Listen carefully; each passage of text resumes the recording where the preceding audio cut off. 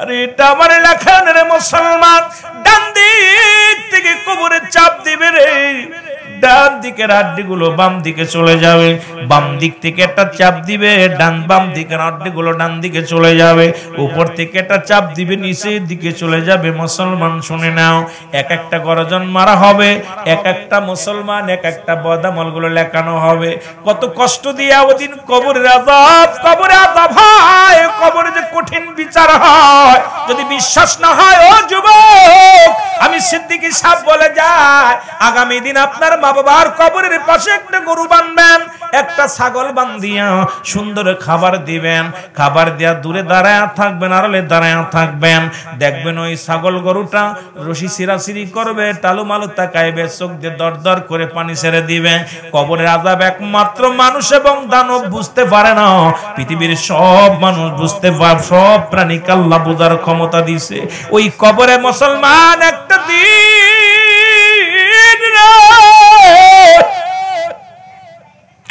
একটা রাত, একটা সেকেন্ড, একটা বছর মুসলমানের জাহান্নামীদের জন্য কঠিন হইব রে আমার বাজানেরা রে।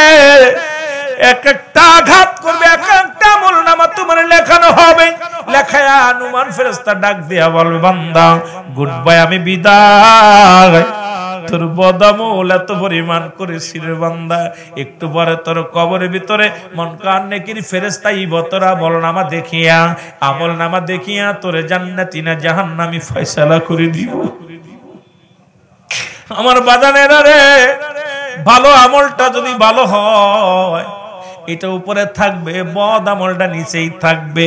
এরপরে নোমান ফেরেশতা বিদায়ের পরপরই মুসলমান মানকার নেকির কবরে আইব, কবরে আপনার আমলনামাটা দেখব, দেখিয়া বান্দারে জান্নাতি মানুষ হইলে জান্নাতের একটা দরজা খুলে দিবে, কিয়ামত পর্যন্ত জান্নাতে মুসলমান ওই কবরে তার জীবন যাপন করবে। এই কবর থেকে যেদিন উত্তোলন হবে রে বান্দা, কেউ বলবে আমি 1 ঘন্টা ঘুমাইলাম, কেউ বলবে একদিন ঘুমাইলাম, কেউ বলবে কেবল শুইলাম, কেবল ঘুমের আবাস আসলো। ও দেখা যায় বছরকে বছর, 2-1 বছর, 2-500 বছর, 10,000 বছর, 1000 বছর হয়ে যাবে।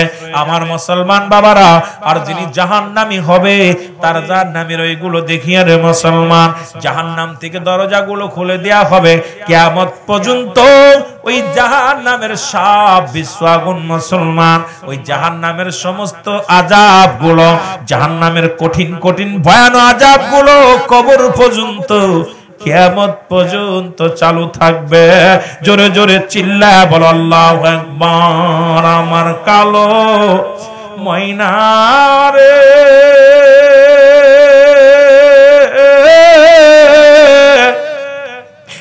আমার সোনা পাখি রে, ওরে একদিন তো যাইবের পাখি উড়িয়া, বলো একদিন তো যাইবের পাখি। সবাই মহব্বতে চোখের পানি ছেড়ে বলেন, একদিন তো যাইবের পাখি। ছেলে মেয়ে পাগলের বেশে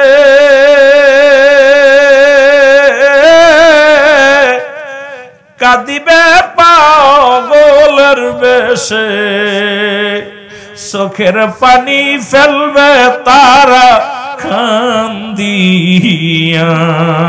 ওরে চোখের পানি ফেলবে তারা কান্দিয়া, বলো আমার সোনা পাখি রে,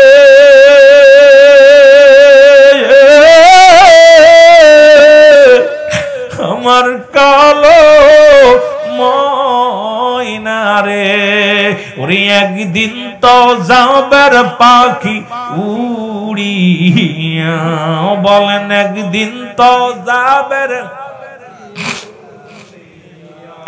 বড়র পাতা গরম যাবে,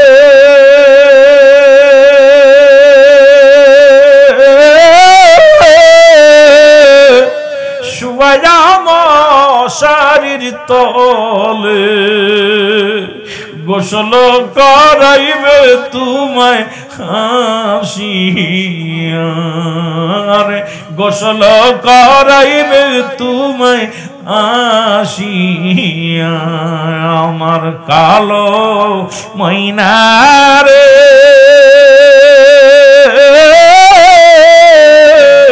আমার সোনা পাখি রে ওরে একদিন তো যাইবার পাখি আরো জোরে বলেন একদিন তো যাইবার আতর গোলাপ লাগাইয়া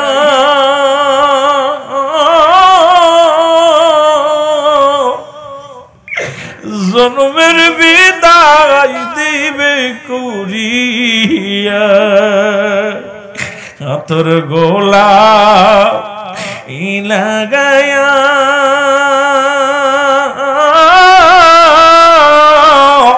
জন্মের মতো দিবের বিদায় ওরে থাকবি কেমনে একা একা পড়িয়া আমার কালো ময়নারে আমার সোনা পাখি রে ওরে একদিন তো যাবের পাখি উড়িয়া বলো একদিন তো যাবের কত সাদের করলা বাড়ি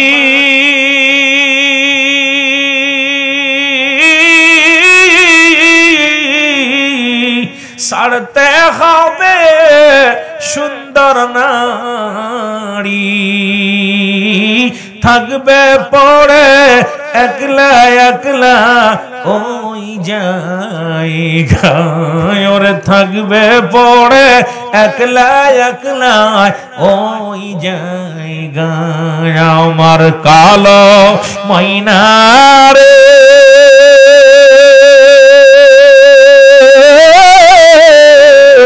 আমার সোনা পাখি রে ওরে একদিন তো যাবের পাখি উড়িয়া আল্লাহুম্মা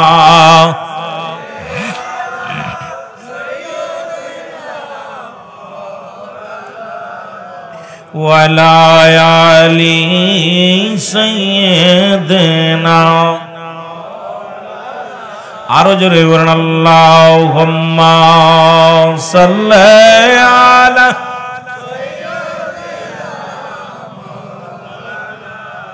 ওয়ালা আলি সাইয়্যিদিনা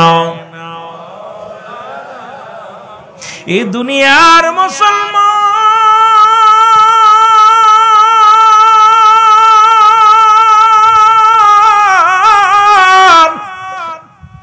আমি যে কথা বলতেছিলাম কবর বলতে বোঝায় মানুষের মৃত্যুর পর থেকে শুরু করে কিয়ামত পর্যন্ত জগৎটাকে বলা হয় কবরের জগৎ। এখন অনেকে মনে করেন, হিন্দুরা মনে করে ওরে মুসলমান পুরায়া দিলে আর বিচার হইব না। কেউ মনে করে পানিতে ডুবে মারা গেলে বিচার হইতো না। কেউ মনে করে হাঙ্গর কুমিরে খাইলে বিচার হইতো না। কবর বলতে বোঝায় মৃত্যুর পর থেকে শুরু করে কিয়ামত পর্যন্ত জগৎটাকে বলা হয় কবরের জগৎ। একবার তুমি চিন্তা করে দেখো, একটা রাত কেমনে তুমি ওর ভিতরে থাকবা, একটা সেকেন্ড তুমি কেমনে থাকবা, যেখানে অন্ধকার, যেখানে কোনো বাতি নাই, যেখানে কোনো বন্ধু নাই, যেখানে কোনো আদরের ছেলে মেয়ে নাই। রে মুসলমান, কেমনে তুমি থাকবে একটা দিনের কথা চিন্তা করো। এই সাদা কাপড়ে মুড়াইয়া একবার তোমার রাইখা কাটবে এমন একটা জায়গা, যে দেশে গেলে বিচার হয়, যে দেশে গেলে হিসাব হয়। এই দেশে মুসলমান দ্বিতীয় নাম্বার হলো বিপদ। এর এক নাম্বার বিপদ হলো মানুষের মরণ। এই দুই নাম্বার বিপদ হলো কবর। এই কবরটা বড় ভয়াবহ হবে। কবরের ভয়ে মানুষ সাহাবীরা কেঁদেছে, মুসলমান একটা কথা না বললে নয়। শেরে খোদা হযরত আলী রাদিয়াল্লাহু তাআলা আনহু মুসলমান একদিন রাস্তা দিয়ে যায়, এক বালকের সঙ্গে ধাক্কা লেগে গেছে। রে মুসলমান শুনে নাও, বালকের হাতে এক বোতল তেল ছিল, তেলটা জমিনের মধ্যে পড়ে গেছে। বালক ডাক দে বলে, মুসলমান বীর শোনো, আর তুমি আমার তেলটা উঠায়া দাও। বালককে ডাক দে হযরত আলী রাদিয়াল্লাহু তাআলা বলে, বালক রে তুমি আমারে চেনো? তুমি কি আমারে চেনো? বলে, তুমি কে? তোমার চেনার সময় নাই, কারণ তুমি কি জানো আমারে তুমি চেনো? আমি একজন আমার মা পাগল সন্তান। এই পৃথিবীর মধ্যে আমি আমার মায়ের একমাত্র পাগল সন্তান গো। আমার মা জননী আমাকে তেল নিয়ে যেতে বলেছে, তেলটা জমিনের মধ্যে পড়ে গেছে, তেলটা তুমি উঠায়া দাও, না হয় তোমার মতো বীর দেখার সময় নাই। জোরে জোরে চিল্লা বলা যাবে না মারহাবা। শেরে খোদা হযরত আলী ডাকতে বলে, ভালো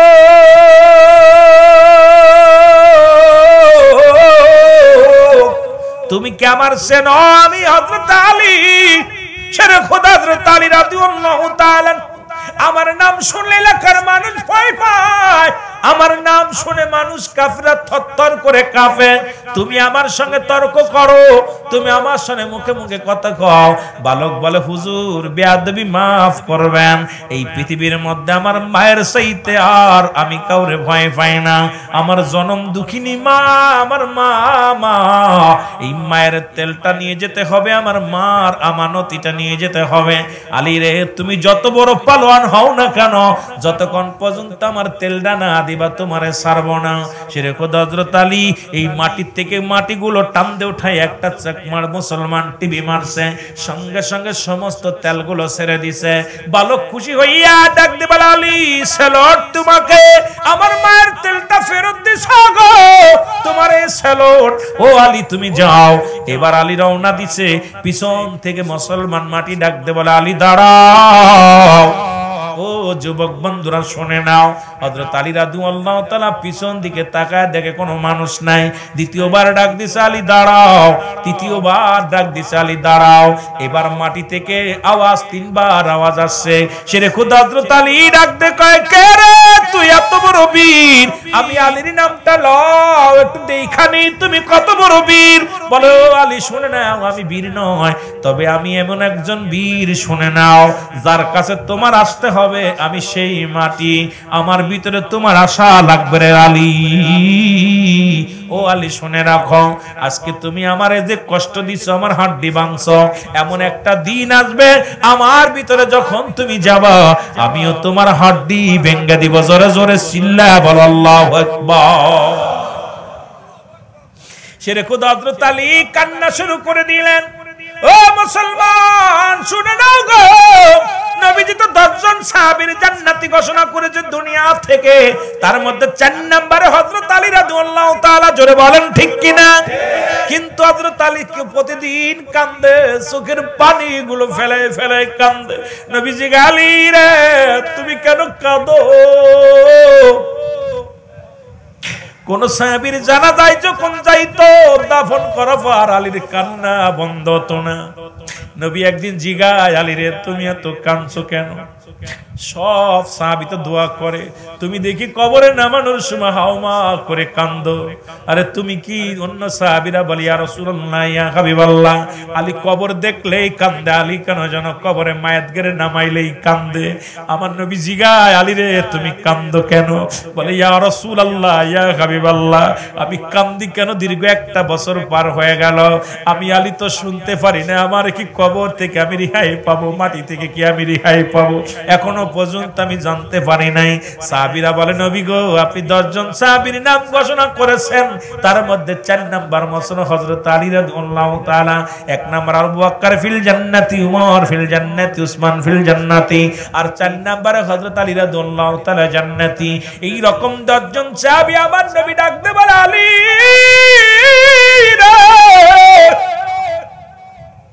তোমার কান্নার রহস্য আমাকে বলো। রাসূলুল্লাহর কাছে বলে, ইয়া রাসূলুল্লাহ, ইয়া হাবিবাল্লাহ, আমার রহস্য হলো ওই কবরে আমার শুইতে হবে। ওই মাটি আমার সঙ্গে কি ব্যবহার করবে। ওই মাটি থেকে আমি আওয়াজ শুনতে পেরেছি, বলছে আলী রে, তুমি আমার হাড্ডি মাংস, একদিন আমার ভিতরে আসবা, সেদিন আমি তোমারে দেখে নিব। আমার নবী যেদিন মুসলমান ঈদুল ফিতরের নামাজ আদায় করে দোয়া করলেন, সব সাহাবীরা দৌড়ান, সব সাহাবীরা কোলাকুলি করে, মুসলমান এক ভাই আর এক ভাইয়ের দুঃখে সুখের জন্য শোনাশুনি করে। কিন্তু হযরত আলী নামাজ শেষ করে দৌড়ায় বাড়ি গেলেন। রাসূলুল্লাহ নামাজ শেষ করার পর এবার হযরত আলীর সন্ধান খুঁজতে লাগলেন, আলীরে পাইলেন। 10টা পার হয়ে গেল, এখনো মৃত্যুবরণ করি নাই, ফজর পর্যন্ত বেঁচে থাকবেন মধ্যে কোনো সন্দেহ নাই। মুসলমান সন্দেহ আসেনি, বাঁচবেন কি সকাল পর্যন্ত বেঁচে থাকার সম্ভব? কারণ যে কোনো মুহূর্তে মালাকুল মউত আসতে পারে। জোরে বলেন ঠিক কি না? এ আমার ভাইরা, আমার বন্ধুরা, রব্বুল আলামিন দিন শুরু করছে নামাজ দিয়া, রাত শুরু করেছে নামাজ দিয়া। বান্দারে গভীর মনোযোগ, এখন আল্লাহর গোলামি করবেন। দিন শুরু করছে আমার রব্বুল আলামিন। দিনের শুরু হলো মুসলমান ফজর 2 রাকাত সুন্নাত নামাজ তুমি আদায় করলা, তুমি হয়ে গেলে আমার রাসূলুল্লাহর প্রেমিক। মুখে মুখে বলো নবীরে ভালোবাসি, 10টা বেজে যায় ঘুম থেকে ওঠো না। মুখে মুখে বলো রাসূলের জন্য জীবন দিয়া দিব, রাসূলের সুন্নাত তরিকায় চলো না রে মুসলমান। গভীর মনোযোগ, এবার 2 রাকাত ফরজ নামাজ তুমি আদায় করলা, সঙ্গে সঙ্গে তুমি হয়ে গেলে আমার আল্লাহর গোলাম। এখন দিনের মধ্যে যদি তোমার মরণ হয়, তোমার মৃত্যুটা হবে আমার আল্লাহর গোলাম, আমার রাসূলের প্রেমিক। জোরে বলা যাবে না মারহাবা। দিন শুরু করছি না ফারমানি কইরা, উঠি না 10টা বাইজা যায়, অফিসের টাইম হইলে তারপরে ঘুম থেকে উঠি। রাসূলের সঙ্গে সম্পর্ক নেই, আল্লাহর সঙ্গে সম্পর্ক নেই। কারণ রাসূলুল্লাহর কাছে ছিলেন 4টা জিনিস প্রিয়। নাম্বার 1 হলো মুসলমান। আমি আস্তে আস্তে আলোচনায় যাব। নাম্বার 1 হলো নবীর কাছে 1 নাম্বার ছিল প্রিয় নামাজ। কারণ নামাজে যখন দাঁড়াইতেন রব্বুল আলামিনের সঙ্গে এমন ভাবে মিশে যেতেন, এমন সাথে প্রেম করতেন।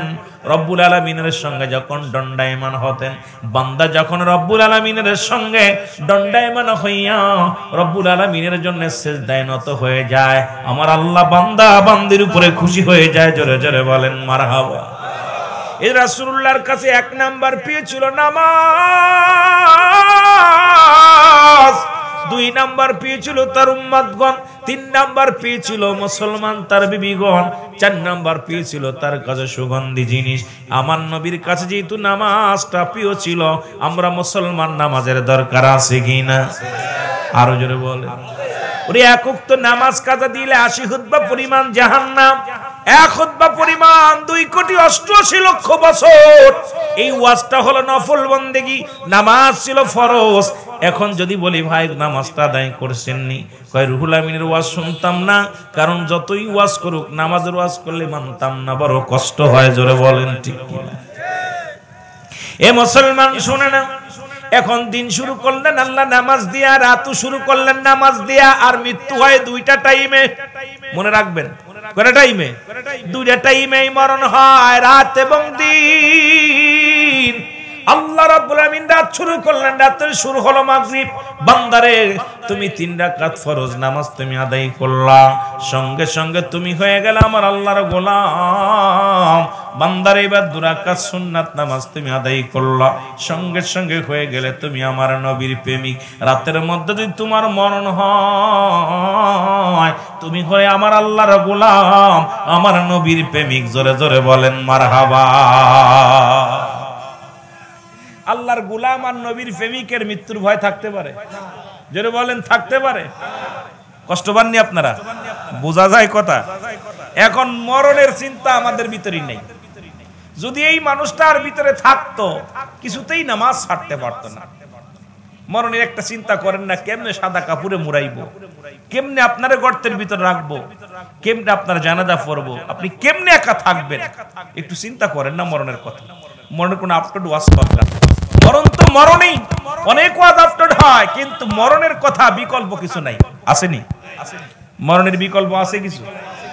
হ্যাঁ, আমার মরণ আসিবে কখন কেউ তো জানি না, আমার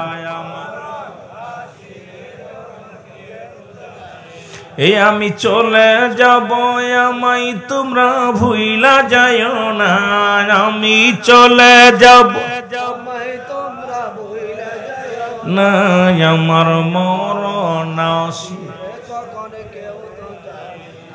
টাকা পয়সা দালান কোটা যাহা করেছি সব কিছু ফেলাইয়া দিয়ে কাই চলেছি রে, আমি সব কিছু ফেলাইয়া এরে যাবার কালে ভেবে দেখি আমার কেহ নাই, আমি যাবার না, আমার মরণ এ দুনিয়ার মুসলমান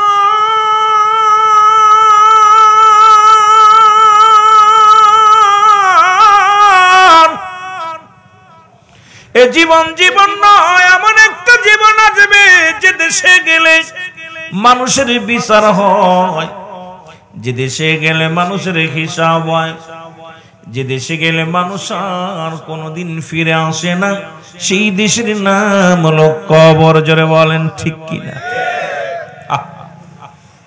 পাশে আছে, বাড়ির পাশে, খবর নেওয়া যায় না। লন্ডন, আমেরিকা, জাপান যেখানেই যান না কেন খবর নেওয়া যায়, 2 মাস পরে 6 মাস পরে হাই হ্যালো বলা যায়। কিন্তু এমন একটা জায়গা বাড়ির 2 হাত নিচ পাশে, ঘরের 1 হাত পাশে শুয়ে আছে চিরবিদায় হয়ে, খবর নেওয়া যায় না। জোরে বলে ঠিক কিনা? বলতেছিলাম মানুষের 1 নাম্বার হলো মরণ। এই মরণের কথা বলতে যাগো আল্লামা মুফতি আমজাদ আলী সাহেব একটা কিতাব লিখলেন, কিতাবের নাম্বার শুনিয়া। এই কিতাবের মধ্যে লিখতে যা বললেন, দুনিয়ার মানুষ শোনো,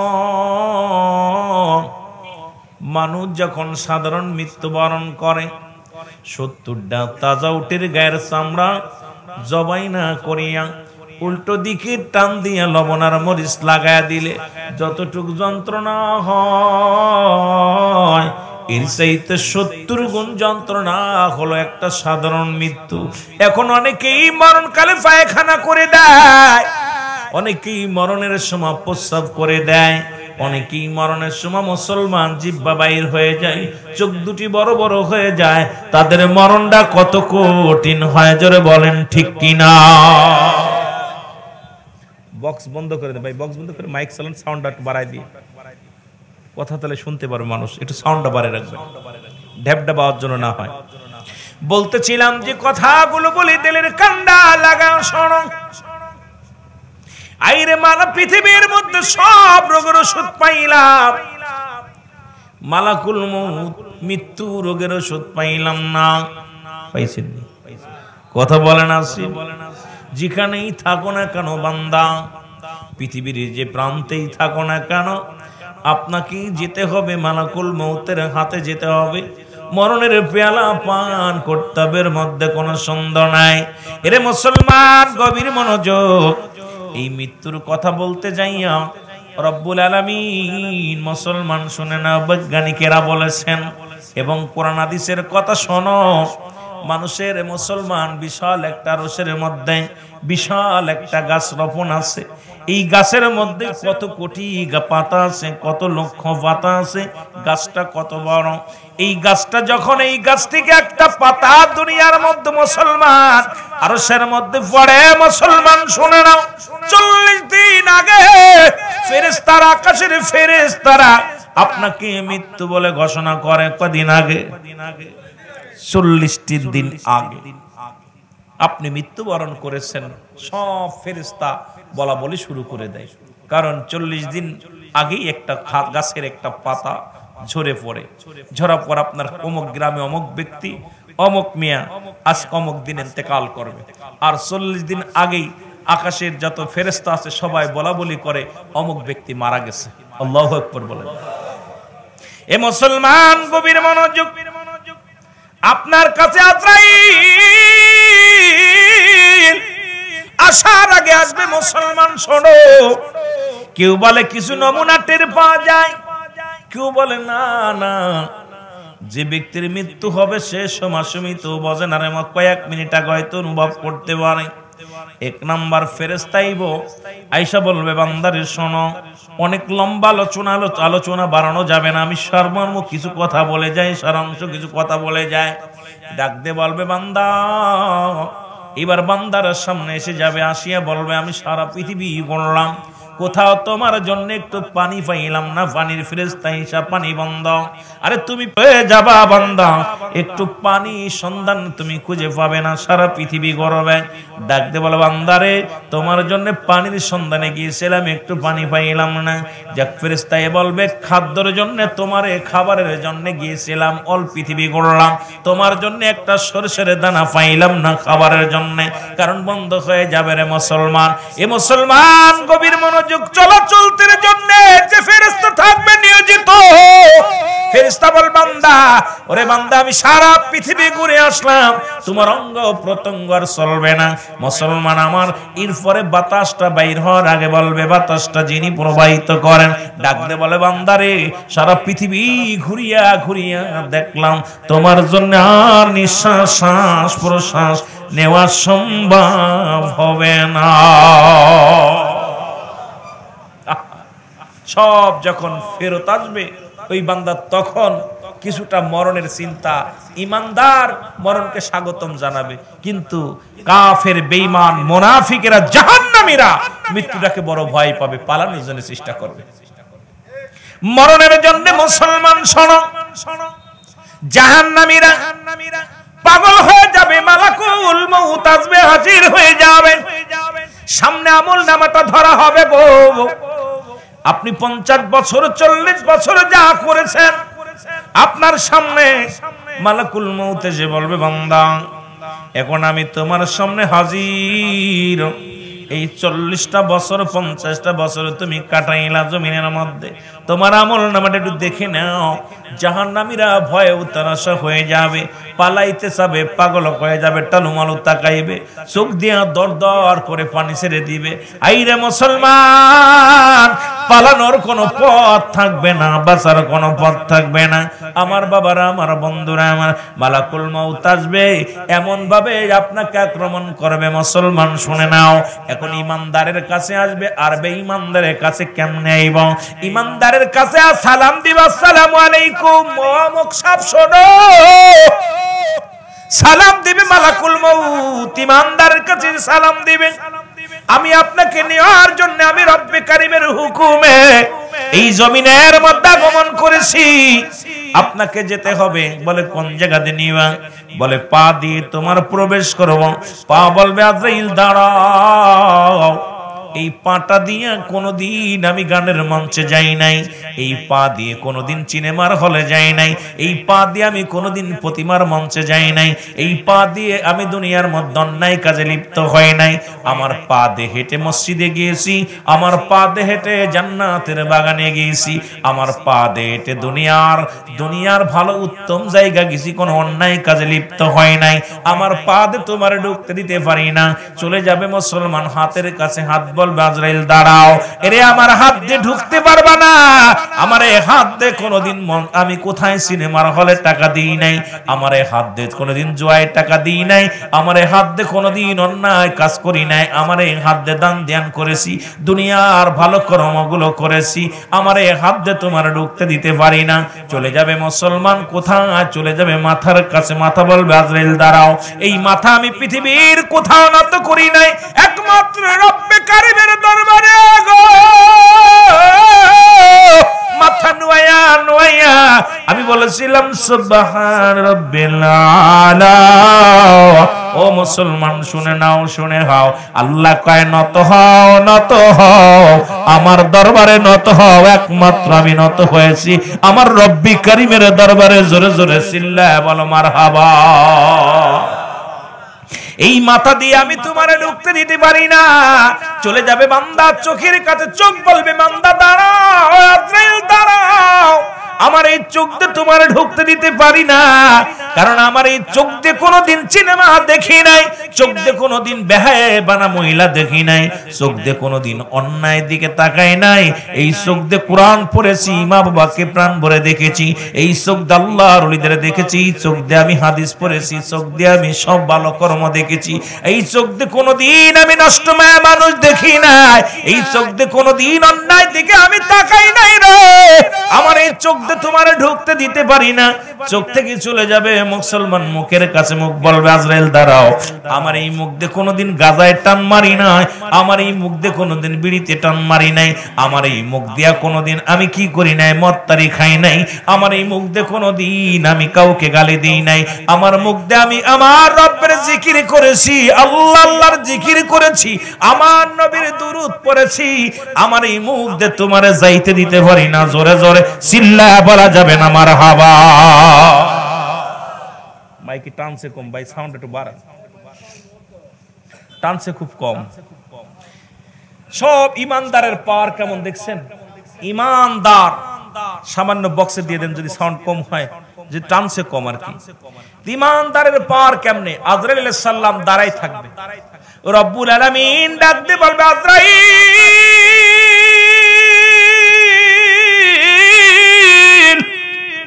আজরাইল রে, বেলালউদ্দিনের জানটা কি বাইর করেছো?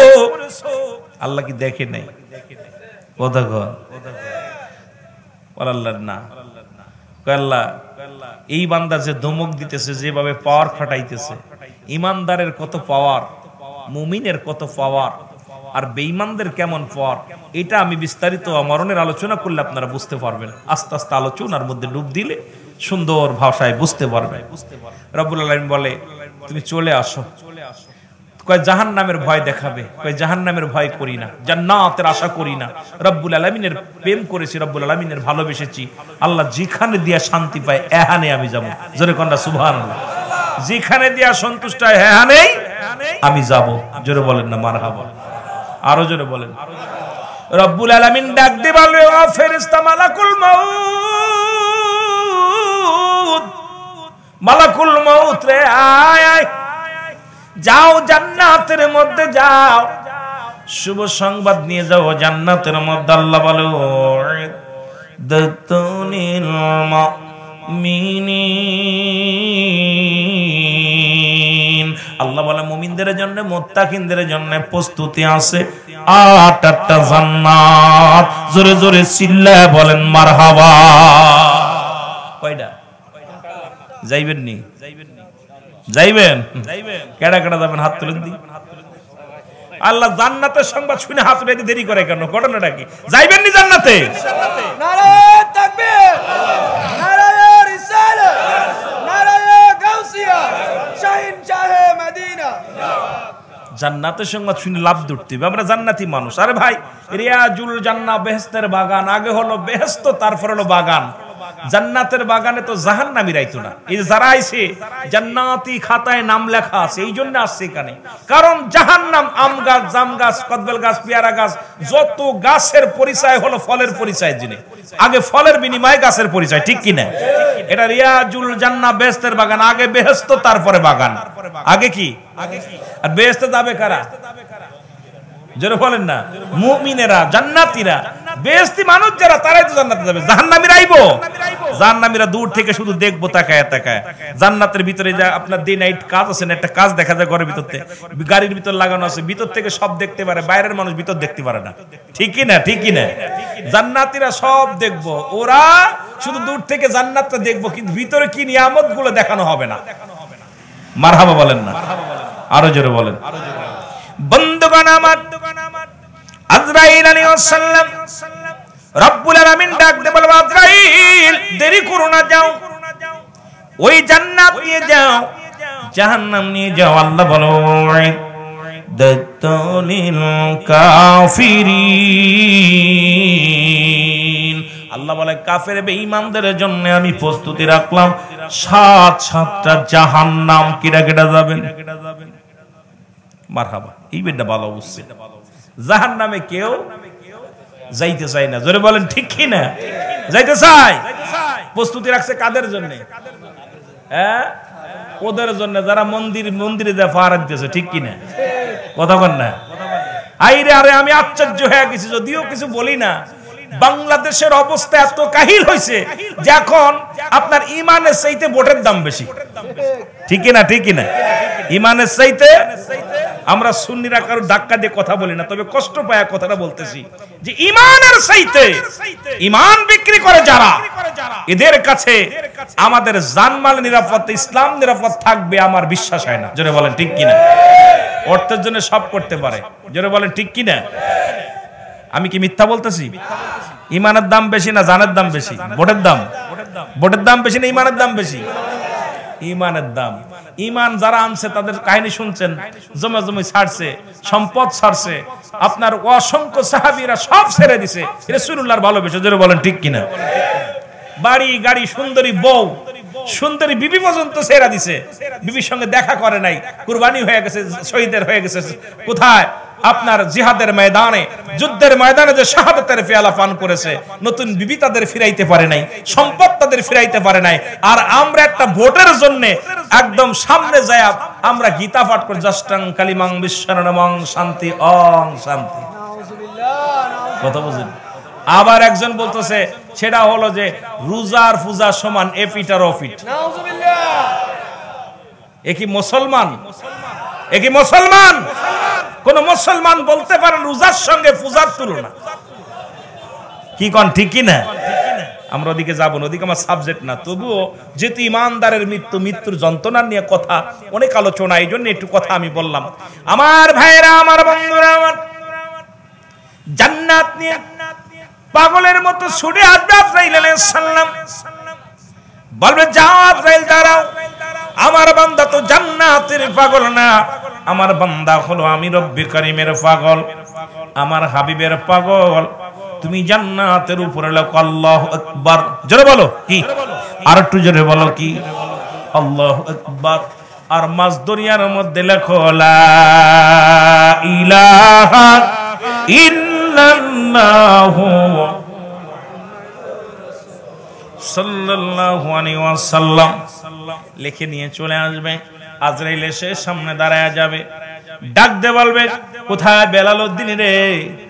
এই দেখো তোমার জন্য রব্বে কারীম কত সুন্দর জান্নাত গুলো সাজিয়ে রাখছে, তোমার হাকাজা যত লাগবে, নিয়ামত যত লাগবে, অফুরন্ত ভান্ডার গুলো তোমার জন্য দেয়া হলো।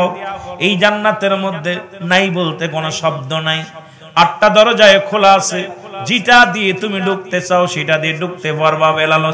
বেলালউদ্দিন রে ডাক দে বলবে, শোনো আজরাইল, তুমি আমার জান্নাতের লোভ দেখাও না। বলে দেখো জাহান্নাম, কাফের মুশরিকদের জন্য জাহান্নাম প্রস্তুতি করে রাখছে আমার রব্বুল আলামিন। বলে মাকে জাহান্নামের ভয় দেখাও না, জান্নাতের আশা করো না। আমি রব্বে কারীমের পাগল, আমি আমার মাওলার পাগল, আমি আমার নবীর পাগল। আজরাইলকে ডাক দে বলো, রব্বি কারীম আজরাইল, দেরি করো না, আমার বান্দা যখন ওই আল্লাহর আমি কুদরতি নামটা তুমি সুন্দরভাবে দেখায়া দাও, আমার হাবিবের নামটা দেখায়া দাও। বান্দা যখন চোখটা উঁচু করে যখন চেয়ে পড়বে, তখন তুমি সঙ্গে সঙ্গে তার রুটা বাইর করে নিবা, চোখ দিয়ে প্রবেশ করবা। বান্দা যখন উপরের দিকে তাকায় পড়বে, আল্লাহু আকবার জোরে বলে না, দেখবেন মালাক ইমানদার যখন মৃত্যুবরণ করে সর্বপ্রথম উপর মুখটা টান দিবে। যদি কোনো ব্যক্তি মালাকুল মউত যখন আজরাইল জান কবজ করতে আসে, এই সময় যদি কেউ পাশে থাকেন ইমানদার ব্যক্তির, আপনি অনুভব করতে পারবেন মুমিন একটা বার তাকাবে উপরের দিকে, আরেকবার তাকাবে বাম দিকে তাকাইয়া, এ মুসলমান শুনে নাও, একবার আওয়াজ দিয়ে পড়বে লা ইলাহা ইল্লাল্লাহু মুহাম্মাদুর রাসূলুল্লাহ। যখনই কালেমাটা পড়বে, যখন লেখা দেখবে বান্দা, লেখা দেখার সঙ্গে সঙ্গে চোখ দুটা বড় বড় করে তাকাবে, আর আল্লাহ বলবেন আজরাইল তাড়াতাড়ি চোখের মধ্যে চলে যাও। সঙ্গে সঙ্গে প্রবেশ করবে, রূহটাকে ধরবে। এবার যখন ভিতরে ধরবে, বান্দার ডান দিক বাম দিকে তাকাইয়া মিষ্টি মিষ্টি হাসবে, মৃদু মৃদু হাসি দিবে। হাসি দিয়া মালাকুল মউতকে স্বাগতম জানা বল, মালাকুল মউত আমার আপনজনদের দেখা শেষ, আমার পরিবার ও পরিজনদের দেখা শেষ। এই দুনিয়া আসবে, দুনিয়ার সামনে আসবে, দুনিয়া বলবে ও ও বেলাল হোসেন, বেলাল উদ্দিন শোনো, এই দুনিয়ার মধ্যে তুমি পাইলা কি আগে বলো। এবার বিলাল আওয়াজ দিয়ে বলবে দুনিয়ার ফেরেশতা শোনো, আমি দুনিয়ার ফজর পাইলাম শুধু সলসতরি আর ধোঁকাবাজ। এই দুনিয়া আমি চাই না, এই দুনিয়া থেকে আমার লয়ে যাও রব্বে কারীমের দরবারে। সঙ্গে সঙ্গে দুনিয়া যখন বিদায় নিবে, মালাকুল মউত অনাসে তার জানটা বাইর করবে। জোরে জোরে বলো মারহাবা। আমার মহরণ নাসিব, আরো জোরে বলেন আমার মরণ। এই আমি চলে যাব, আমায় তোমরা ভুইলা যাইও না। আমি চলে যাব না, আমার মরণ আসিব। এই পৃথিবী চিরদিন থাকার জায়গা নয়, অন্ধকার কবর যে তোমার আসল ঠিকানা রে মানুষ। অন্ধকার কবর যে তোমার, এ দুনিয়ার মুসলমান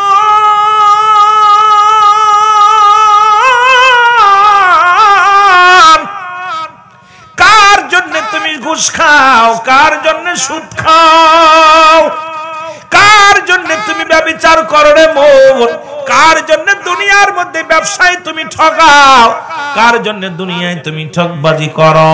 এই দুনিয়ার সম্পদ কাদের জন্য তুমি গড়লা? এই দুনিয়ার সম্পদ খাবে লোকে, তোমার দেহ খাবে পোকে। জোরে বলেন ঠিক কিনা? এরে পোকা মাকড়ে তোমার দেহখানা খাইবে। দুনিয়ার সম্পদ ভাগাভাগি লইয়া রে, ছেলে মেয়ের মধ্যে ভাগাভাগি হবে। ছেলে মেয়ে না থাকলে পরিবার পরিজনে যারা থাকে ভাগাভাগি হবে। প্রতিবেশী নেবে, এলাকার মানুষগুলো নিবে, আপনার পাপের ভাগটা কেউ নিবে না। জোরে জোরে বলেন ঠিক কিনা? এবার যখন বতাত্তার আজরাইল আলাইহিস সালাম এই দুনিয়ার মধ্যে আগমন করবে না, কারণ ইমানদারের রূহ বাইর করার জন্য ইমানদারের কাছে একমাত্র আজরাইল আসবে। আজরাইল জমিনের মধ্যে কোন জাহান্নামীদের ব্যক্তি, কোন জাহান্নামী কাফের মুশরিকদের জানটা কবাজের জন্য আজরাইল আসবে না। আজরাইল এত বড় দানব,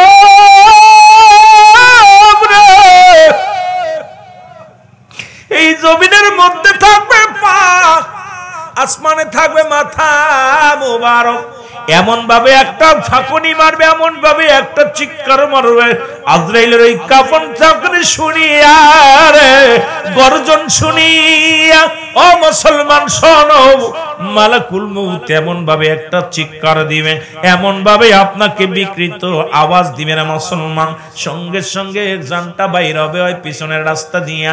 ও মুসলমান, না হয় গাল দিয়া, না হয় নাক দিয়া, না হয় জিহ্বা দিয়া।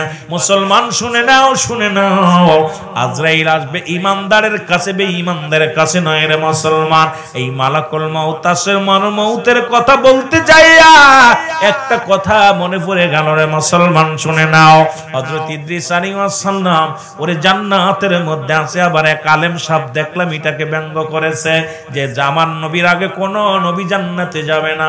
আরে বুকারাম আলেম শুনে নাও, এটা হাসরের ময়দানে।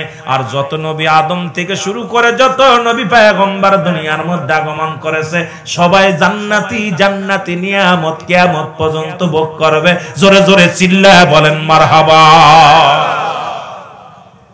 দেখলাম এক মুফতি সাহেব এটা নিয়ে খুব, আরে কিসের মুফতি?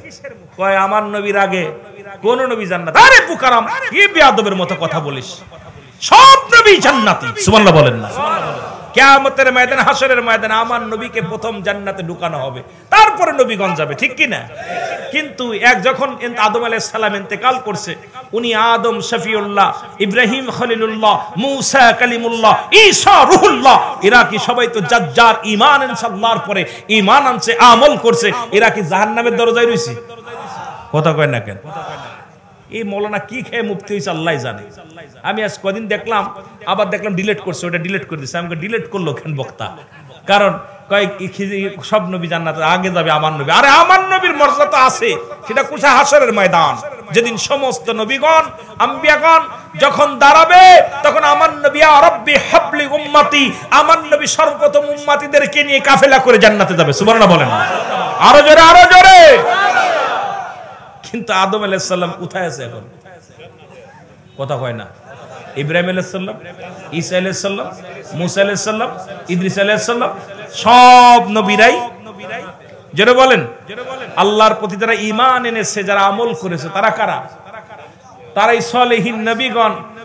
এই সমস্ত সালেহীন ব্যক্তিগুলো রব্বুল আমিন কিয়ামত পর্যন্ত আপনি ইমানদার মৃত্যুবরণ করেছেন, জান্নাতের 8টা দরজা খুলে দেওয়া হবে। কিয়ামত পর্যন্ত কবরের সঙ্গে জান্নাতের একটা দরজা থাকবে, আপনার নিয়ামতগুলো ভোগ করবেন। সুবহানাল্লাহ বলেন না? আরো জোরে, আরো জোরে। না জাহান্নামের দরজা খুলে দিব? কথা বলেন না? যারা মলিগণ গাউসগণ এরা কবর ভিতর নিজ নিজ কবরে ইবাদত বন্দেগী করব, তাসবিহ পড়ব, নামাজ পড়ব, কোরআন তেলাওয়াত করব। তো এগুলো কেমনে বোঝে না, কেমনে এটার কিনে টোল পড়ে? আমি আশ্চর্য হয়ে যাই মাঝে মাঝে। বেশি পড়তে পড়তে জানোয়ারের পর্যায়ে চলে গেছে। যেরকম আমাদের একজনে যে আজকে দেখলাম, আমি যদিও তাদেরকে ব্যঙ্গ করি না, আমার নবীর পিয়ন বলে আখ্যায়িত করছে, খুব কষ্ট পাইলাম যে আমার রাসূলের সঙ্গে মেসাল দিছে। যারা কোরআনের সঙ্গে মেসাল দেয়, যারা আবার বলছে, কথা বলেন নাই যে হিন্দু মুসলিম ভাই ভাই এক মারফেটের কি যেন কথা, এগুলো আমি আসলে শুনিও না। ভালো মাঝে মাঝে কষ্ট লাগে, বিলে কিছু কিছু কথা শোনার পর ভিতরে খুব আঘাত লাগে। এই সমস্ত কথা যারা বলতে পারে এরা তো আসলে ইমানদার না। জোরে বলেন ঠিক কিনা? আমার আল্লাহ কমিনান নাস, মানুষের মধ্যে মায়া করু, তারা বলবে আমান্নাতের ঈমান আনছে বিল্লাহি, আল্লাহর প্রতি, অবিল আখির, আখিরাতের প্রতি বিশ্বাস স্থাপন করছে। আমা হুম বিমুমিনিন, একদল মুনাফিক আছে রাসূলের দরবারে যাইতো, তারা রাসূলকে ঠক দেওয়ার জন্য, রাসূলকে ধোঁকা দেওয়ার জন্য রাসূলের কাছে বলতো আমরা ঈমানদার, আমরা মুমিন, আমরা মুত্তাকি। আমার বাবারা, আমার বন্ধুরা, আমার গভীর মনোযোগ, যে কথাগুলো বলি দিলের কান্ডা লাগা শোনো। ইদ্রিস আলাইহিস সালাম জান্নাতের মধ্যে আছে, 4 জন ব্যক্তি এখনো জীবিত, তাদের মধ্যে হযরত ইদ্রিস আলাইহিস সালাম জান্নাতের মধ্যে আছে। দুপা মুসলমান পাহাড়ের দায়িত্ব আছে হযরত ইলিয়াস আলাইহিস সালাম, পানির দায়িত্ব আছে হযরত খিজির আলাইহিস সালাম। আর একজন নবী আসবেন দুনিয়ার মধ্যে আখির নবীর উম্মত হইয়া, যিনি হলো হযরত ঈসা আলাইহিস সালাম। জোরে জোরে বলেন মারহাবা। কয়জন ব্যক্তি এখনো জিন্দা, কিয়ামতের আগে তাদের মৃত্যু হয়ে যাবে। আমার বাবারা শুনে নেন, 1 নাম্বার হলো হযরত ইদ্রিস আলাইহিস সালাম, যিনি জান্নাতের মধ্যে এখনো আছেন মুসলমান। ওনার একবার মৃত্যু হয়েছে, আবার তারে জিন্দা করা হয়েছে। এই জিন্দা অবস্থায় জান্নাতের মধ্যে আছে হযরত খিজির আলাইহিস সালাম, যিনি পানির দায়িত্ব আছে মুসলমান, পাহাড়ের দায়িত্ব আছে হযরত ইলিয়াস আলাইহিস সালাম। আপনার এলাকার মধ্যে বড় বড় পাহাড় আছে, এই পাহাড়গুলো রক্ষণবেক্ষণ দেখাশোনার দায়িত্ব রব্বে কারীম একজন নবীকে দিয়েছে, তার নাম হলো হযরত ইদ্রিস মুসলমান ইলিয়াস আলাইহিস সালাম। আর একজন ব্যক্তি হযরত ঈসা আলাইহিস সালাম। জোরে জোরে চিল্লায়া বলা যাবে না মারহাবা। ইদ্রিস আলাইহিস সালাম কে আল্লাহ ডাক দিয়ে বলে, বন্ধু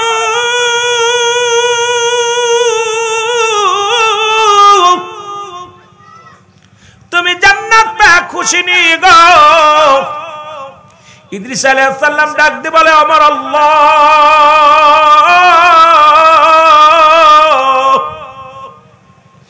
আমি তোমার জান্নাত পেয়ে বড় হ্যাপি গো, তবে তোমার আজরাইল মালাকুল মউত মন হয় আমার সঙ্গে ভালো ব্যবহার করে নাই। আল্লাহ বলে, আজরাইল রে তাড়াতাড়ি যা, আমার বন্ধু কি বলে আয়। আজরাইল আসে, সালাম দা, আসসালামু আলাইকুম নবী ইদ্রিস। ইদ্রিস আলাইহিস সালাম ওয়ালাইকুম আসসালাম। আজরাইল রে আগে বলো আমার রূহটা তুমি কেমনে বাইর করেছো? আজরাইল আলাইহিস সালাম ডাক দেখা, আল্লাহর নবী গো, পৃথিবীর সব মানুষের জান কবজ করার জন্য আমি আসি না, একমাত্র ইমানদার মুমিনের জানটা বাইর করার জন্য আসি। এই পৃথিবীর মধ্যে আপনি জানেন না আমি এত বড় দানব, আসমানের মধ্যে আমার মাথা, জমিনের মধ্যে আমার পা, তামাম পৃথিবীর পানিগুলো যদি আমার মাথায় ঢেলে দেয়া হয়, একটু পানি গড়াইয়া পড়বে না জমিনের মধ্যে। আল্লাহর নবী গো, আপনার রূহটা নিশি মায়ের বুকে দুধ খাইতে খাইতে সন্তান যেমনি ঘুমায়া যায়, তদ্রূপ আপনার রূহটা আমি বাইর করেছি। আপনার রূহটার অনেক আসানে নিয়েছি, শুধু মাথার উপরে হাত কানে রেখেছিলাম। এর ইদ্রিস আলাইহিস সালাম ডাকতে বলে, আজরাইল,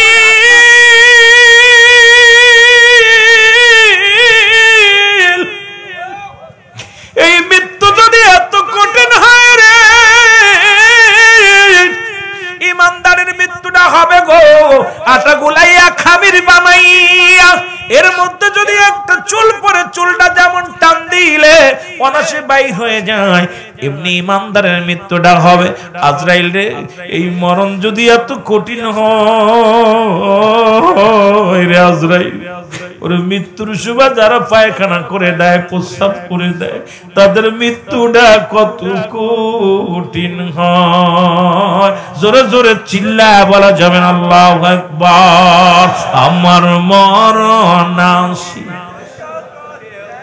আরো জোরে বলেন আমার মরণ আমি চলে যাব আমায় তোমরা ভুইলা যাইও না আমি চলে যাব আমায় তোমরা না আমার মরণ কুল্লু মান আলাইহা ফান সব কে আরো জোরে বলেন কে আল্লাহ বলে দুনিয়ার মানুষ শোনো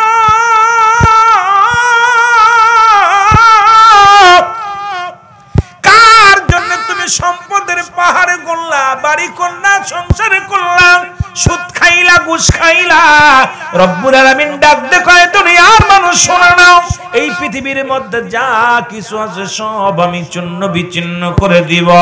এই জমিনের মাটিগুলো 3 ভাগ পানি 1 ভাগ মাটি রে মুসলমান এই 3 ভাগ পানিগুলো আমি আল্লাহ পুড়াইয়া ছাই বানায়া দিব। জমিনের মধ্যে যত পানি আছে সব পুড়ে হবে ছাই জমিনের ভিতরে যত মাটি আছে মাটিগুলো পুড়ে হবে তামা। যেদিন কিচ্ছু বলতে কিচ্ছু থাকবে না সেদিন থাকবো শুধু আমি আল্লাহ। ও মুসলমান শুনে নাও আল্লাহ কয় বান্দারে সেদিন থাকবো আমি আমার নবীর ভালোবাসা নিয়ে।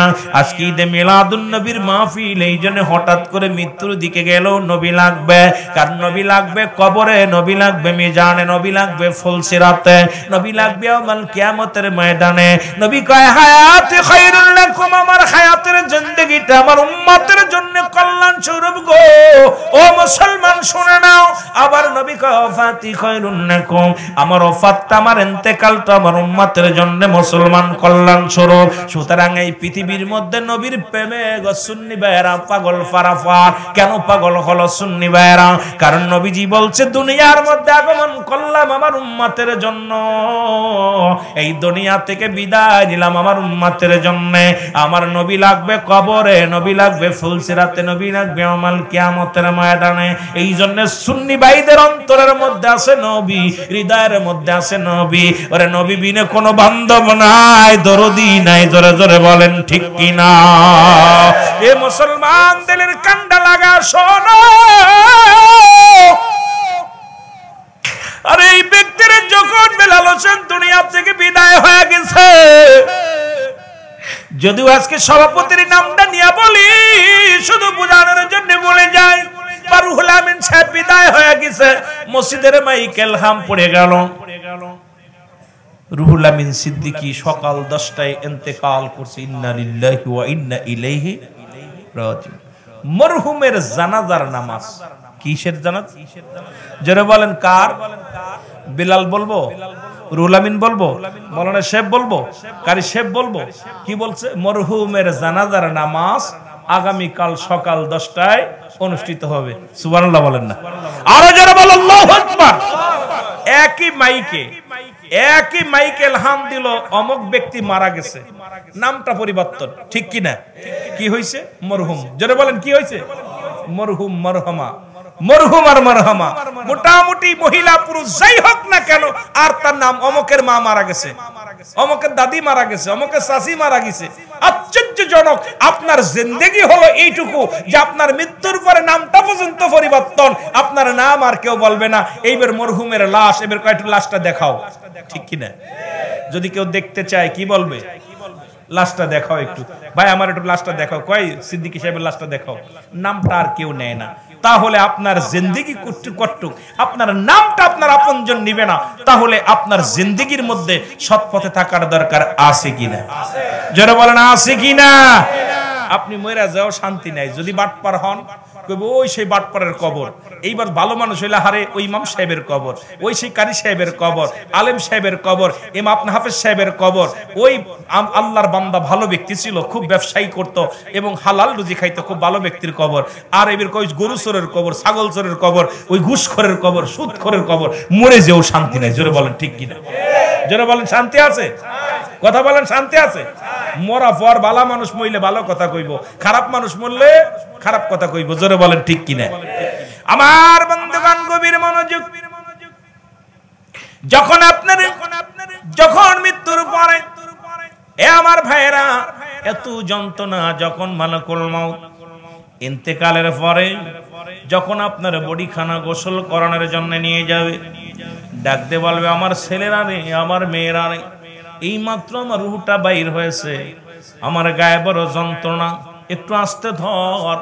পৃথিবীর কোনো মানুষ এইটা শুনবে না, পৃথিবীর ভাই বুঝবে না, বন্ধু বুঝবে না, ইমাম সাহেব বুঝবে না, সবাই তাকে গোসল করাবে, সবাই তাকে কাফন দাফনের জন্য ব্যস্ত হয়ে যাবে।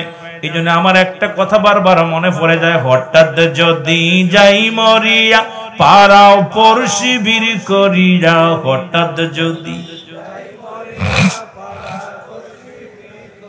দেখিতে আসিবে সবে আমার মরা লাশ, বলেন দেখিতে আসিবে দাদিয়ে কাটিবে কেহ যারের কাঁচা বাস, বলেন দাদিয়ে কাটি গরম পানি মশারি তলে কাপড় খুলিয়া, সে যে বিদায়ের গোসল দিবে ডলিয়া ডলিয়া, 3 টুকরা সাদা কাপড় অন্যরকম শ্বাস, 3 টুকরা সাদা কাপড়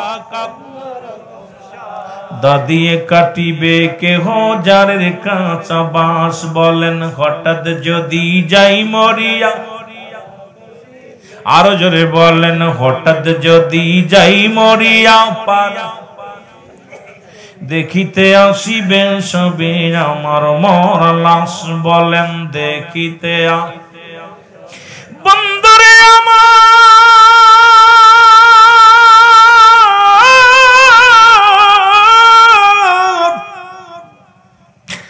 ছেলে মেরে ডাকতে বলে আমার ছেলেরা রে, ও আমার মেয়েরা রে, এই মাত্র আমার রুহটা বাইরে হয়েছে, আস্তে ধর। আপন কাপড় খুলে নিবে, গা থেকে কাপড় গুলো খুলে নিবে। আমার বাবারা গরম পানিতে গোসল করায়া, মুসলমান গভীর মনোযোগ শুনে নাও, আতর গোলাপ লাগাইয়া 3 টুকরা কাপড়ের মধ্যে মুড়াইয়া দিবে। অনেক লম্বা বড় ইতিহাস, লম্বা বড় কথা সবাই তো জানেন। পায়ের বান্ধন যখন দিতে যাবে, ডাকতে বলবে আমার ছেলেরা রে, আমার পাটা বান্ধিস না, এই পা দিয়ে কত তোদের কামাই করার জন্য কত কষ্ট করেছি, এই পা দিয়ে আমি তোমাদেরকে ঘুরে বেড়াইছি, এই পাটার মধ্যে বাঁধন দিস না, দুনিয়ার কোন সন্তানেরা বুঝবে না। পায়ে বান্ধন হয়ে গেল, যখন মাজার বান্ধন দিবে রে বাবা, সঙ্গে সঙ্গে ডাকতে বলবে আমার ছেলেরা রে, আমার মেয়েরা রে, আমার পায়ের মধ্যে বান্ধন দো, আমার মাজার মধ্যে বান্ধন দিস না। এই হাত দিয়ে ধরে তোদের চুমা দিতাম, এই হাত দিয়ে তোদের কোলে নিতাম, এই হাত দিয়ে কত আদর করতাম, আজকে সে হাতটা বেঁধে দিল। মুসলমান হাতের কথা এইবার চিৎকার, মায়ের কথা কেউ শুনতে পারে না। এর মায়ের কষ্ট কেউ বোঝে না রে মুসলমান। আপনার বাবা, আপনার মা, আপনার বন্ধু, আপনার ভাই যে কি বলতে চায় কিচ্ছু বুঝি না। যখন মাথার মুষ্টি মোড়াইয়া যখন বাঁধন দিবে, চিৎকার মেরে বলবে আমার ছেলেরা, সারা জীবন তোদের মুখের দিকে তাকাইয়া কত কষ্ট করলাম, জীবনে তোদের মুখটা মলিন দেখলে নিজের ধৈর্য ধরে রাখতে পারতাম না, আজকে আমার মুখটা বান্ধিস না। জনমের মতো বেঁধে দিস না। আপনার মুখের কাপড় দিয়ে বেঁধে দেওয়া হলো।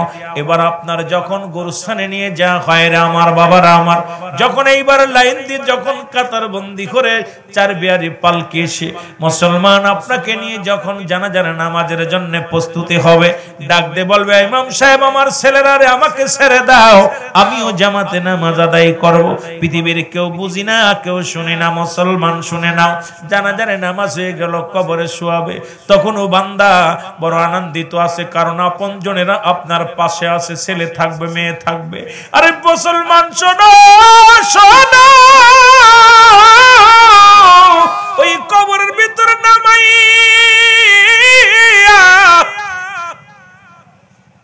যখন আপনার কবরের ভিতরে নামাইবে রে আমার দাদু ভাইয়ারা, আমার বন্ধুরা রে, একে একে দুজন উঠে আসবে।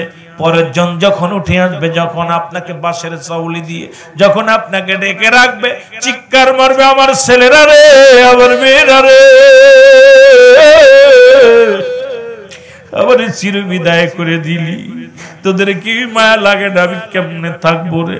এই কবরে যখন দিয়ে আপনাকে মুসলমান যখন আপনাকে দোয়া করে 40 কদম আসবে, সঙ্গে সঙ্গে কবরের ভিতরে একজন ফেরেশতা আসবে। সেই ফেরেশতার নাম হলো নোমান ফেরেশতা। জোরে জোরে চিল্লায় বলা যাবে না আল্লাহু আকবার। আমরা জানি মৃত্যুর পরে কবরে শোয়াইলে মুনকার নেকির আইব রে। ও যুবক বন্ধুরা শোনো না, না মুনকার নেকির ফেরেশতা আসার আগে একজন ফেরেশতা আসবে, তার নাম হলো নোমান ফেরেশতা। আপনাকে সালাম দিবে, কবরের মধ্যে উঠাইবে। স্বপ্নের মধ্যে যেমন দেখবেন, আপনি স্বপ্নের মধ্যে অনেক কিছু দেখতে পান, ঠিক একই অনুভব স্বপ্নের মতো কবরটা হবে আপনার জন্য। ডাক দিয়ে বলবে আপনি কে গো? বলে আমি নোমান ফেরেশতা। দুখানা কাগজ থাকবে হাতের মধ্যে, একখানা থাকবে নেক আমল আর একটা থাকবে বদ আমল। এবারে নেক আমল খানা হাতের মধ্যে দিয়া বলবো বান্দাই নাও, এই নাও ও বান্দা, এইটা তুমি লেখো, তাড়াতাড়ি লেখো। এবার দেখবে আমল নামা কত রাকাত নামাজ পড়েছি, কত রাকাত হাদিস পড়েছি, কোরআন পড়েছি, ভালো কর্ম করেছি, দান ধ্যান করেছি। বান্দা পায়া বড় খুশি হয়ে যাবে, ডাক দিয়ে বলে ফেরেশতা রে আমি লিখবো কেমনে? আমার কাছে তো কোনো কলম নাই। ডাক দিয়ে বলে ও বান্দা, ও বেলাল হোসেন শোনো, ও বেলাল আহমেদ শোনো, তোমার কলম তোমার ডান হাতের শাহাদাত আঙ্গুল মুবারক, এই হাতটার আঙ্গুল হলো প্রতিটা মানুষের আঙ্গুল মুবারক হবে কলম। জোরে জোরে চিল্লায় বলো মারহাবা। আমার বাবার এই হাতটা চুন খাওয়ার জন্য নয়, অনেক বাজানেরাই আঙ্গুলের মাথায় চুন জড়ায় খান, এই আঙ্গুলটার বড় দাম। আজকে যে মিলাদুন নবীর ওয়াজ হলো, আলোচনা হলো ময়দানে, এই নবীজি চন্ডকে দ্বিখণ্ডিত করেছিল শাহাদাত আঙ্গুলের ইশারায়, এই আঙ্গুলের বড় দাম। কিয়ামতের ময়দানে যার আমলনামা তার লিখে দেওয়া লাগবে। আমার বাবারা, এই যে কেরামন কাতিবিন দুজন কাঁধে আছে, দুজন ফেরেশতা আপনার লিখে রাখছে, লিপিবদ্ধ করেছে, এটা যার আমলনামা তার লেখা লাগবে। বলবেন না আমি পারবো না, স্কুলে যাই নাই, পড়তে পারি না। আজকে স্কুলে যান নাই, লেখাপড়া করা বাদ দিয়ে ব্যবসা বাণিজ্য করেন, কিন্তু কবরের জিন্দেগি ও মুসলমান মূর্খ বলে চালায় দেওয়া যাবে না। যার আমলনামা তার লেখা লাগবে। জোরে জোরে চিল্লায় বলো আল্লাহু আকবার। রে আজ না হয় কাল তুমি যাইবা কবরে, মরার পরে দেখবে চেয়ে গো তোমার সবই রইল। আরো জোরে বলেন মরার পরে দেখবে চেয়ে গো তোমার সবই রইল পড়ে। মরার পরে তোমার দাদাই গেছে, বাবাই গেছে, কেউ আসলো না ফিরে। দাদাই গেছে, বাবাই গেছে, কেউ আসলো না ফিরে। তোমার তো যাইতে হবে রে যেদিন আজরাইল আসিবে, তোমার তো যাইতে হবে রে। বলেন সেদিন তোমার তো এর ঘর করলা, বাড়ি করলা, সবই যাইবা রে। ঘর করলা, জায়গা করলা, সবই যাইবা রে। যেদিন আজরাইলি ধরা দিবে রে তোমার, যেদিন আজরাইলি ধরা দিবে রে। বলো আজ না হয় কাল তুমি, আজ না হয় যাইবা কবরে যাবার পর দেখবে চেয়ে গো তুমি যাবার কালে দেখবে চেয়ে গো তোমার সবই রইল এ দুনিয়ার মুসলমান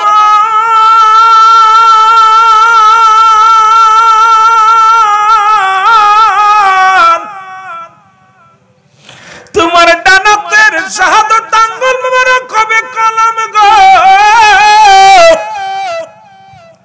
এবার বান্দা বলবে আমি কলম পাইলাম কলমে কালি নাই বলে বান্দা কালি তোমার মুখের থুতু মুবারক জোরে বল আল্লাহু আকবার পায়ে ধরে বলে যা আজ থেকে আর গাজায় টান দিস না আজ থেকে আর মদে টান দিস না আজ থেকে মুখ দিয়ে গালি দিস না মুখটারে পবিত্র রাখ এই মুখের দিয়া আল্লাহ রব্বুল আলামিন তোমার মায়ের গর্ভে 10 মাস 10 দিন রাখছে একদিনও নাফাক এই মুখটার পবিত্র রাখছে খোদার কোরআন পড়বা নবীর দুরূদ পড়বা এত সুন্দর আল্লাহ পাক দুনিয়া সৃষ্টি করেছে আর মুসলমান শুনে নাও আল্লাহ কয় বান্দারে আমি জমিন যেমনি সৃষ্টি বানাইলাম এমনি তোরে বানাই নাই আসমান যেমনি বানাইলাম এমনি তোরে বানাই নাই আমার নিকটত্ব ফেরেশতাদের যেমনি বানাইলাম এমনি তোরে বানাই নাই এই কুল কায়নাত যেমনি বানাইলাম এমনি তোরে বানাই নাই আমি বানাইলাম আমার বান্দারে আমার কুদরতি রহমতের হাত দিয়া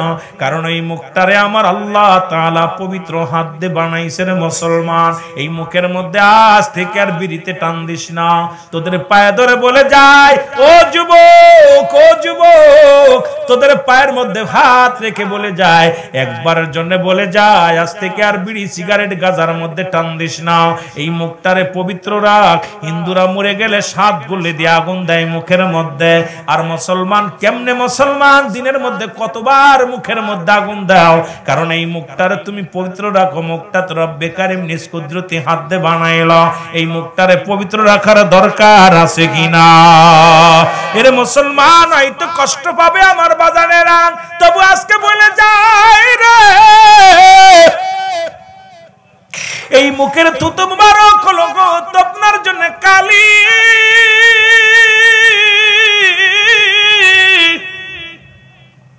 ও মুসলমান শোনো এবার ডাক দে বলে বান্দা ডাক দে বলে ফেরেশতারা রে আমি কালি পাইলাম কলম পাইলাম লিখবো কেমনে করে রে মুসলমান 3 টুকরা কাফনের কাপড় দেয়া হয় 5 টুকরা কাপড়ের কাপড় দেয়া হয় 1 টুকরা কাপড়ের কাপড় টান দিয়ে খুলে নেবে এই কাপড়ের কাপড়ের মধ্যে বান্দা বলবে নাও তুমি কাগজ এবার কাগজের মধ্যে লেখা হবে কম্পিউটারের মতো সেকেন্ডের মধ্যে লেখা শেষ হয়ে যাবে রে মুসলমান এবারে ডাক দিলে এই হাত থেকে ছিনিয়ে নেবে রে ডাক দিয়ে টান দিলে এবার একখানা কাগজ দিব বান্দা লেখো এবার দেখ 80 বছর 50 বছরের জিন্দেগি কোথায় জিনা করেছিল কোথায় কোন মেয়েকে নিয়ে রসুল গিয়েছিলাম কোথায় কোন গার্লফ্রেন্ড নিয়ে পাহাড়ে ঘুরতে গিয়েছিলাম কোথায় কোন বন্ধুরে ফাঁকি দিছো কোথায় মদের আড়তে বইছো কোথায় জুয়ার আড়তে বইছো কোথায় কি করেছো সব কিছু বান্দা তোমার সামনে হাজির হয়ে যাবে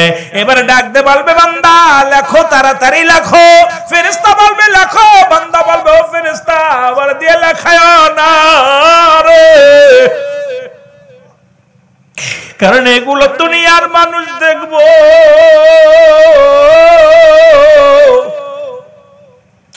আরে এটা আমার লেখা রে মুসলমান ডান দিক থেকে কবরে চাপ দিবে রে ডান দিকের হাড্ডিগুলো বাম দিকে চলে যাবে বাম দিক থেকে একটা চাপ দিবে বাম দিকের হাড্ডিগুলো ডান দিকে চলে যাবে উপর থেকে একটা চাপ দিবে নিচের দিকে চলে যাবে মুসলমান শুনে নাও এক একটা গর্জন মারা হবে এক একটা মুসলমান এক একটা বদামলগুলো লেখানো হবে কত কষ্ট দিয়ে ওদিন কবরের আযাব হয় কবরে যে কঠিন বিচার হয় যদি বিশ্বাস না হয় ও যুবক আমি সিদ্দিকী সাহেব বলে যায় আগামী দিন আপনার মা বাবার কবরের পাশে একটা গরু বাঁধবেন একটা ছাগল বাঁধিয়া সুন্দর খাবার দিবেন খাবার দিয়া দূরে দাঁড়ায় থাকবেন আড়ালে দাঁড়ায় থাকবেন দেখবেন ওই ছাগল গরুটা রশি সিরাসিরি করবে টালুমালু তাকাইবে চোখ দিয়ে দরদর করে পানি ছেড়ে দিবে কবরের আযাব একমাত্র মানুষ এবং দানব বুঝতে পারে না পৃথিবীর সব মানুষ বুঝতে পারে সব প্রাণীকে আল্লাহ বুঝার ক্ষমতা দিয়েছে ওই কবরে মুসলমান একটা দিন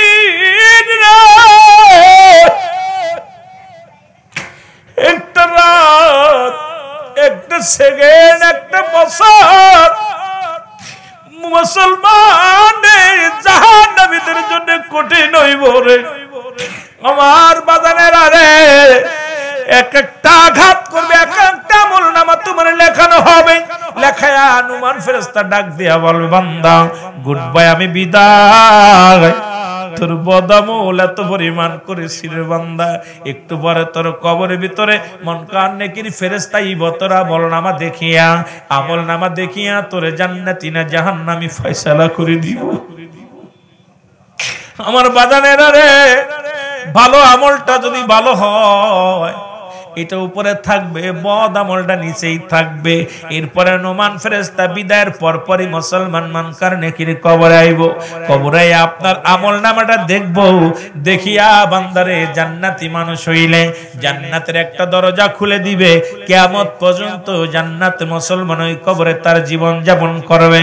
এই কবর থেকে যেদিন উত্তোলন হবে রে বান্দা, কেউ বলবে আমি 1 ঘন্টা ঘুমাইলাম, কেউ বলবে একদিন ঘুমাইলাম, কেউ বলবে কেবল শুইলাম, কেবল আবাস আসলো। ওয়া দেখা যায় বছরকে বছর, 2-1 বছর, 2-500 বছর, 10,000 বছর, 1000 বছর হয়ে যাবে আমার মুসলমান বাবারা। আর যিনি জাহান্নামী হবে তার জাহান্নামীর ওইগুলো দেখিয়া রে মুসলমান, জাহান্নাম থেকে দরজাগুলো খুলে দেয়া হবে। কিয়ামত পর্যন্ত ওই জাহান্নামের সব বিশ্ব আগুন মুসলমান, ওই জাহান্নামের সমস্ত আযাবগুলো, জাহান্নামের কঠিন কঠিন ভয়ানক আযাবগুলো কবর পর্যন্ত, কিয়ামত পর্যন্ত চালু থাকবে। জোরে জোরে চিল্লায় বল আল্লাহু আকবার। আমার কালো ময়না রে,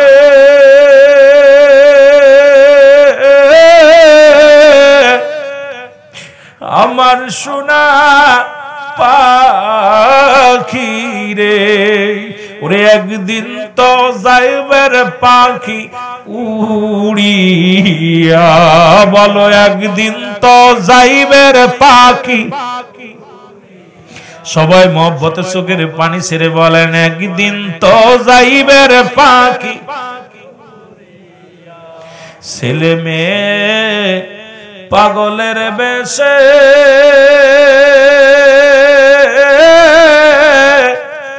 কাঁদিবে পাগলের বেশে, চোখের পানি ফেলবে তারা কান্দিয়া, ওরে চোখের পানি ফেলবে তারা কান্দিয়া।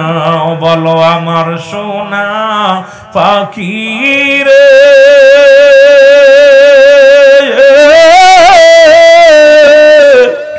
আমার কালো ময়না রে, ওরে একদিন তো যাবের পাখি উড়িয়া, বলেন একদিন তো যাবের।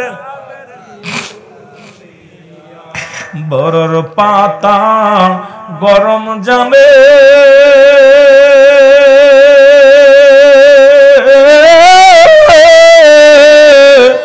শুয়ায়া মশারির তলে, গোসল করাইবে তোমায় হাসিয়া, গোসল করাইবে তোমায় আসিয়া। আমার কালো ময়না রে,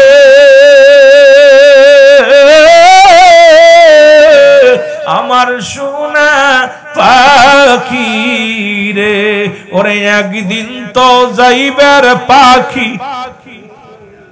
আরো জোরে বলেন, একদিন তো যাইবার। আতর গোলাপ লাগাইয়া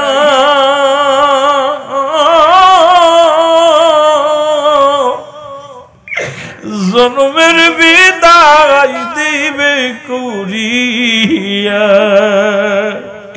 আতর গোলাপ লাগাইয়া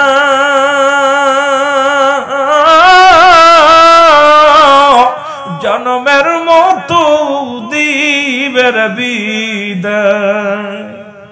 ওরে থাকবি কেমনে একা একা পড়িয়া, আমার কালো ময়নারে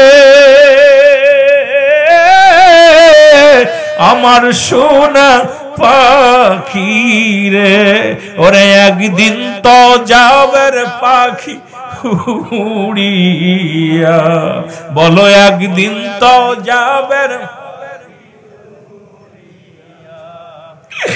কত সাদের করলা বাড়ি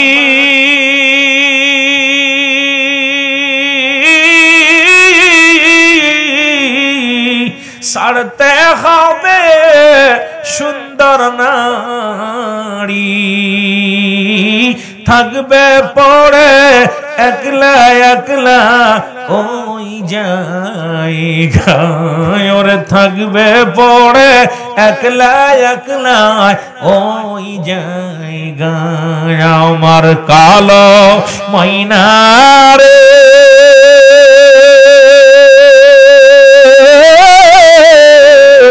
আমার সোনা পাখি রে ওরে একদিন তো যাবে রে পাখি উড়িয়া আল্লাহুম্মা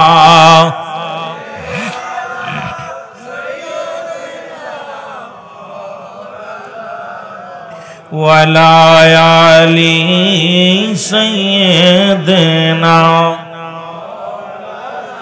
আরো জোরে বলেন আল্লাহুম্মা সাল্লি আলা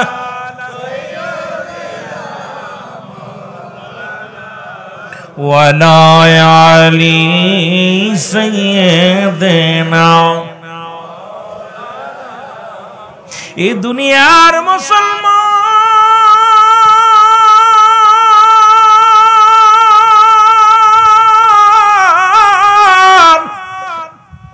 আমি যে কথা বলতেছিলাম কবর বলতে বোঝায় মানুষের মৃত্যুর পর থেকে শুরু করে কিয়ামত পর্যন্ত জগৎটাকে বলা হয় কবরের জগৎ।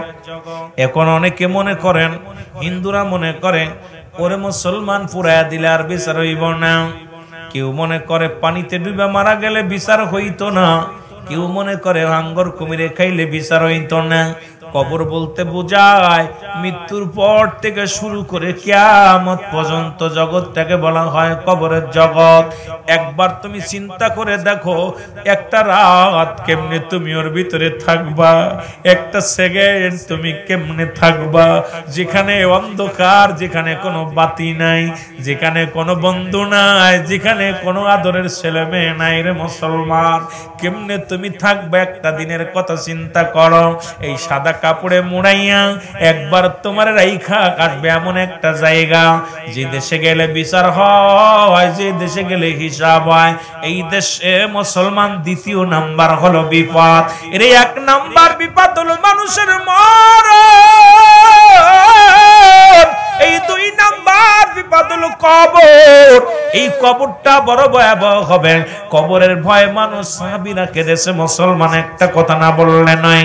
শেরে খোদা হযরত আলী রাদিয়াল্লাহু তাআলা আনহু মুসলমান একদিন রাস্তা দিয়ে যায়, এক বালকের সঙ্গে ধাক্কা লেগে গেছে। রে মুসলমান শুনে নাও, বালকের হাতে এক বোতল তেল ছিল, তেলটা জমিনের মধ্যে পড়ে গেছে। বালক ডাক দে বলে, মুসলমান বীর শোনো, আর তুমি আমার তেলটা উঠায়া দাও। বালককে ডাক দে হযরত আলী রাদিয়াল্লাহু তাআলা বলে, বালক রে তুমি আমারে চেনো? তুমি কি আমারে চেনো? বলে, তুমি কে? তোমার চেনার সময় নাই, কারণ তুমি কি জানো আমারে তুমি চেনো?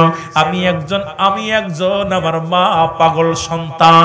এই পৃথিবীর মধ্যে আমি আমার মায়ের একমাত্র পাগল সন্তান গো।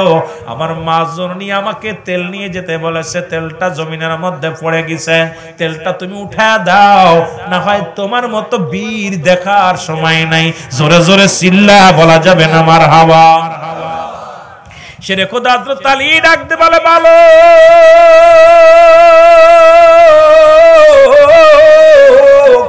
তুমি কি আমার চেনো? আমি হযরত আলী। শেরে খোদা হযরত আলী রাদিয়াল্লাহু তাআলা, আমার নাম শুনলে এলাকার মানুষ ভয় পায়, আমার নাম শুনে মানুষ কাফেররা থরথর করে কাঁপে। তুমি আমার সঙ্গে তর্ক করো, তুমি আমার সঙ্গে মুখে মুখে কথা কও। বালক বলে হুজুর বেয়াদবি মাফ করবেন, এই পৃথিবীর মধ্যে আমার মায়ের চাইতে আর আমি কাউরে ভয় পাই না। আমার জনম দুঃখিনী মা, আমার মা, এই মায়ের তেলটা নিয়ে যেতে হবে, আমার মার আমানতিটা নিয়ে যেতে হবে। আলী রে তুমি যত বড় পালোয়ান হও না কেন, যতক্ষণ পর্যন্ত আমার তেলটা না দিবা তোমারে ছাড়বো না। সেরে খোদ হযরত আলী এই মাটির থেকে মাটিগুলো টানতে উঠায় একটা চাকমার মুসলমান টিভি মারছে, সঙ্গে সঙ্গে সমস্ত তেলগুলো ছেড়ে দিছে।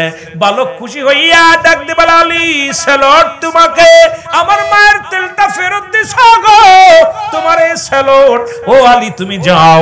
এবার আলী রওনা দিছে, পিছন থেকে মুসলমান মাটি ডাক দে বলে আলী দাঁড়াও। ও যুবক বন্ধুরা শুনে নাও, হযরত আলী রাদিয়াল্লাহু তাআলা পিছন দিকে তাকায় দেখে কোনো মানুষ নাই। দ্বিতীয়বার ডাক দিছে আলী দাঁড়াও, তৃতীয়বার ডাক দিছে আলী দাঁড়াও। এবার মাটি থেকে আওয়াজ, তিনবার আওয়াজ আসছে। সেরে খোদা হযরত আলী ডাক দে কয় কে রে তুই এত বড় বীর, আমি আলীর নামটা লও একটু দেখানি তুমি কত বড় বীর। বলো আলী শুনে নাও আমি বীর নয়, তবে আমি এমন একজন বীর, শুনে নাও যার কাছে তোমার আসতে হবে আমি সেই মাটি, আমার ভিতরে তোমার আশা লাগবে রে আলী। ও আলী শুনে রাখো, আজকে তুমি আমার এই যে কষ্ট দিছো, আমার হাড্ডি ভাঙছো, এমন একটা দিন আসবে আমার ভিতরে যখন তুমি যাবা আমিও তোমার হাড্ডি ভেঙে দিব। জোরে জোরে চিল্লা বলো আল্লাহু আকবার। সেরে খোদা হযরত আলী কান্না শুরু করে দিলেন। ও মুসলমান শুনে নাও গো, নবীজি তো 10 জন সাহাবীর জান্নাতি ঘোষণা করেছে দুনিয়া থেকে, তার মধ্যে 4 নম্বরে হযরত আলী রাদিয়াল্লাহু তাআলা। জোরে বলেন ঠিক কিনা? কিন্তু হযরত আলী প্রতিদিন কান্দে, চোখের পানিগুলো ফেলে ফেলে কান্দে। নবীজি আলী রে তুমি কেন কাঁদো? কোন সাহাবীর জানাজায় যখন যাইতো দাফন করা পর আলীর কান্না বন্ধ হতো না। নবী একদিন জিগায় আলী রে তুমি এত কাঁদছো কেন? সব সাহাবী তো দোয়া করে, তুমি দেখি কবরে নামানোর সময় হাওমা করে কান্দো। আরে তুমি কি? অন্য সাহাবীরা বলে ইয়া রাসূলুল্লাহ ইয়া হাবিবাল্লাহ, আলী কবর দেখলেই কান্দে। আলী কেন যেন কবরে মায়াত গেরে নামাইলেই কান্দে। আমার নবী জিগায় আলী রে তুমি কান্দো কেন? বলে ইয়া রাসূলুল্লাহ ইয়া হাবিবাল্লাহ, আমি কান্দি কেন? দীর্ঘ 1 বছর পার হয়ে গেল, আমি আলী তো শুনতে পারি না, আমার কি কবর থেকে আমি রিহাই পাবো, মাটি থেকে কি আমি রিহাই পাবো, এখনো পর্যন্ত আমি জানতে পারি নাই। সাহাবীরা বলে নবী গো আপনি 10 জন সাহাবীর নাম ঘোষণা করেছেন, তার মধ্যে 4 নাম্বার মুসলমান হযরত আলী রাদিয়াল্লাহু তাআলা, 1 নাম্বার আবু বকর ফিল জান্নাতি, উমর ফিল জান্নাতি, উসমান ফিল জান্নাতি, আর 4 নাম্বারে হযরত আলী রাদিয়াল্লাহু তাআলা জান্নাতি। এই রকম 10 জন সাহাবী আমার নবী ডাকতে বলে আলী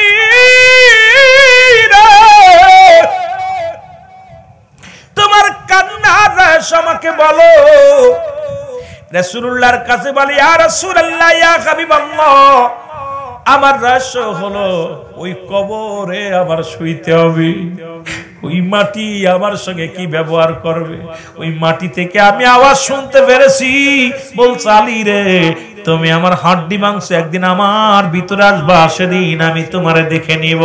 আমার নবী যেদিন মুসলমান ঈদুল ফিতরের নামাজ আদায় করে দোয়া করলেন, সব সাহাবীরা দৌড়ান, সব সাহাবীরা কোলাকুলি করে, মুসলমান এক ভাই আর এক ভাইয়ের দুঃখে সুখের জন্য শোনাশুনি করে। কিন্তু হযরত আলী নামাজ শেষ করে দৌড়ায় বাড়ি গেলেন। রাসূলুল্লাহ নামাজ শেষ করার পর এবার হযরত আলীর সন্ধান খুঁজতে লাগলেন, আলীরে পাইলেন মধ্যে দরজা লাগাইয়া রে আলী ফুফায়া ফুফায়া কান্দে। নবী যা সালাম দিলেন, সালাম দেওয়ার পর ফাতেমা ডাক দে বলি ইয়া রাসূলুল্লাহ ইয়া হাবিবাল্লাহ, মা ফাতেমা তুজ জোরা ডাক দে বলি ইয়া রাসূলুল্লাহ ইয়া হাবিবাল্লাহ, আজ সকাল থেকে দেখেছি আপনার জামাতার চোখে পানি, আজকে নামাজ শেষ করার পরও আসে দেখি আপনার জামার চোখে পানি। আমার নবীজি বলে আলী রে তুমি কেন কাঁদছো বলো? বলি ইয়া রাসূলুল্লাহ না জানি কখন মরণ হয়ে যায়। ইয়া রাসূলুল্লাহ ইয়া হাবিবাল্লাহ নবী গো,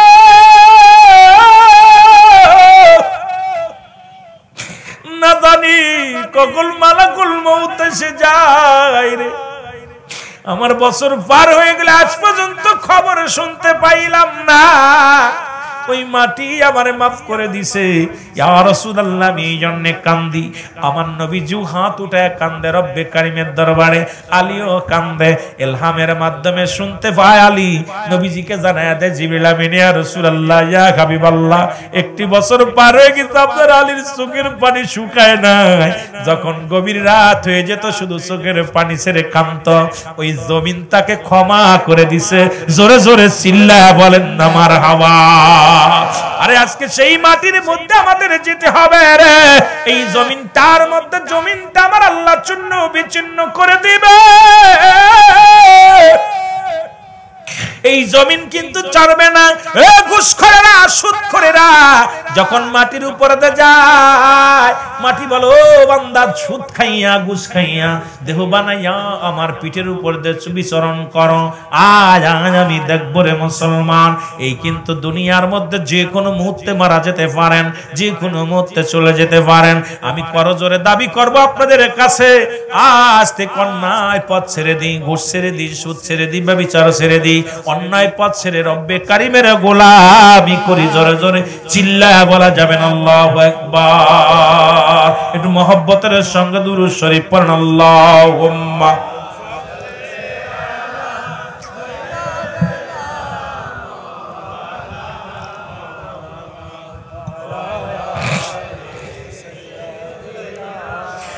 মাওলানা। আরো জোরে বলেন, আল্লাহুম্মা সাইয়্যিদিনা মাওলানা মুহাম্মদ ওয়া লা সাইয়্যিদিনা। এ দুনিয়ার মুসলমান,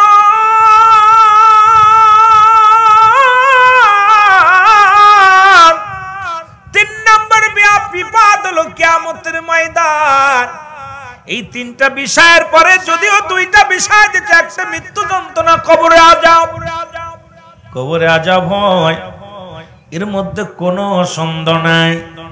ঈসা আলাইহিস সালাম কবরের পাশ দিয়ে যাইতেছিলেন। কত লম্বা মুসলমান, অনেক নবীজির কথা আছে মুসলমান, শুনে নাও। এরা যাইতেছে, হঠাৎ দেখে কবরের মধ্যে মুসলমান, কবরের মধ্যে আযাব হইতেছে। ডাক দিয়ে উঠাইলেন, উঠায় বলে, কত বছর মৃত্যুবরণ করেছো? বলে, আমি 50 বছর বা 500 বছর কবরে শুয়ে আছি, আজ পর্যন্ত মৃত্যু যন্ত্রণা যায় নাই।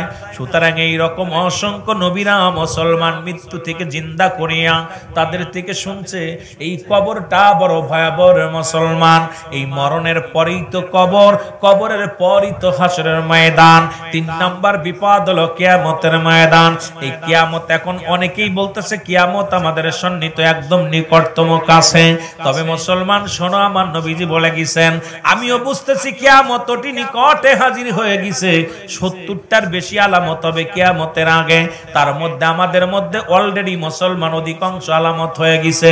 কয়েকটা বাদ আছে, হযরত ঈসা আলাইহিস সালামের আগমন, খানে দাজ্জালের আগমন, ইমাম মেহেদী আলাইহিস সালামের আগমন।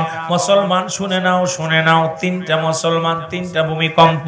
একটা হবে পূর্বাঞ্চলে, একটা হবে মধ্যপ্রাচ্যে, একটা হবে পশ্চিমাঞ্চলে। 3টা ভূমিকম্প হবে। মুসলমান বাবারা আমার, এই দুনিয়ার মধ্যে কিছু কথা আপনারা জেনে যান, কাজে লাগবে।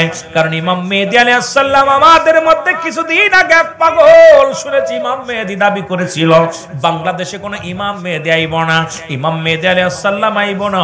যদি কোনো ব্যক্তি ইমাম মেহেদী বলে দাবি করে, এর জুতাতে যত পিটাবেন ততই নেকি হবে। জোরে বলো আল্লাহু আকবার। ইমাম মেহেদী আলাইহিস সালাম বাংলাদেশে আইব না। ও যুবক, একটু কথা বলে এরপরে যাব, যদি সময় পাই। আমার কথাগুলো শুধু বোঝানোর জন্য আপনাদেরকে বলে যাই। রাসূল বলছি ইমাম মেহেদীর পরিচয় দিতে যাইয়া, রাসূল বলছি ইমাম মেহেদী আলাইহিস সালামের বংশ থাকবে বদুয়া গোত্র। মুসলমান বংশ থাকবে কার? গোত্র থাকবে বদুয়া গোত্র। বংশ থাকবে মা ফাতেমার বংশ, নাম হবে মুহাম্মদ। মুসলমান শুনে নাও, আব্বার নাম থাকবে আব্দুল্লাহ, মার নাম থাকবে আমেনা। মুসলমান শুনে নাও, ইমাম মেহেদী আলাইহিস সালাম আসবে কখন? 40 বছর যখন বয়স হবে তখন প্রকাশ পাবে। তবে মক্কা মদিনার বুট এত বড় মান পাপ হবে। এই পাপ তো বাংলাদেশে শুরু হয়েছে। বহু মুসলমান তিরমিজি শরীফের হাদিস খানা দেখো না মুসলমান, 3952 নম্বর হাদিসের মধ্যে আমার রাসূল বলে গেছে, আমি অচিরেই দেখতেছি আমার উম্মতের মধ্যে একদল মানুষ বাইর হবে মুসলমান, তারা মূর্তি পূজারী হবে এবং অন্যকে উৎসাহিত করবে। এবছর আমরা 2025 সালে দেখতে পাইলাম আমার দেশে অনেক দাড়িওয়ালা টুপিওয়ালা গীতা পাঠ করেছে, নিজেরা উৎসাহিত করেছে। আমার দেশে এখন বর্তমানে একদল পীর সাহেব তারা মূর্তি পূজারীর মূর্তিদের দায়িত্ব নিছে, পাহারা দেওয়ার দায়িত্ব নিছে। এখন বলতে পারেন হুজুর এটা তো কোরআনের মধ্যে আছে। হ্যাঁ আছে, কোরআনের মধ্যে সূরা তাওবার মধ্যে 6 নম্বর আয়াত আল্লাহ বলে, হাবিব আপনি আয়াতগুলো দেখবেন, ভালো করে পড়ে নেবেন, তারপরে যাচাই করবেন। আল্লাহ বলে, হাবিব আপনার কদমের মধ্যে যদি কোনো মুসলিম আসে, যদি আপনার কাছে সাহায্য চায় সাহায্য দিবেন, যদি নিরাপত্তা চায় নিরাপত্তা দিবেন, যদি আপনার কাছে নিরাপদ স্থানে পৌঁছায় দিতে বলে আপনি পৌঁছায় দিবেন। অথচ আজকে হিন্দু ভাইয়ের স্ট্যাটাস দিচ্ছে আমরা আপনাদের কাছে সাহায্য চাই নাই, আপনাদের মসজিদ রক্ষা করতে পারেন না, আমাদের মন্দির কেমনে রক্ষা করবেন? এর চাইতে অপমানিত থাকতে পারে না। ও মুসলমান শুনে নাও, শুনে নাও, এই তো গেল মুসলমান। এমন একটা জামানা আসবে রাসূল বলে গেছেন মানুষ মানুষকে হত্যা করবে। এই হত্যা করার পর যে ব্যক্তি মারবে সে নিজেও জানে না কেন ওনারে মারছি, আর যে ব্যক্তি মার খাচ্ছে সেও জানে না কেন আমারে মারছে। সুতরাং ঠিক একই একটা জামানা বাংলাদেশের জমিনে, বাংলাদেশ নয় অল বহির্বিশ্বে শুরু হয়ে গেছে। জোরে বলেন ঠিক কিনা? আজকে আমি আপনাকে মারছি কি আমি নিজেও জানি না কেন মারছি, আপনি মার খাচ্ছেন আপনি নিজেও জানেন না কেন মারতেছে। ঠিক সেই জামানা এখন জোরদার মুল্লুকতার সমাজ পরিবর্তন করতে যাইয়া আল্লাহর ওলিরা যুগে যুগে কত কষ্ট করেছে। সেই ওলি আল্লাহদের মাজারের সঙ্গে যারা বেয়াদবি করা শুরু করেছে, লানত শুরু হয়ে গেছে। জোরে বলেন ঠিক কিনা? আল্লাহর ওলিদের সঙ্গে দুশমনি করলে, বুখারীর হাদিস, আল্লাহর নবী বলেছেন, আল্লাহ ঘোষণা করেছেন যদি কোন ওলিদের সঙ্গে কোন ব্যক্তি বিরোধিতা করে, যদি দুশমনি করে, রব্বুল আলামিন তার বিরুদ্ধে জিহাদ ঘোষণা করে। আজ অলরেডি শুরু হয়ে গেছে বাংলাদেশের মধ্যে। জোরে বলেন ঠিক কিনা? ইমাম মেহেদীর পরিচয়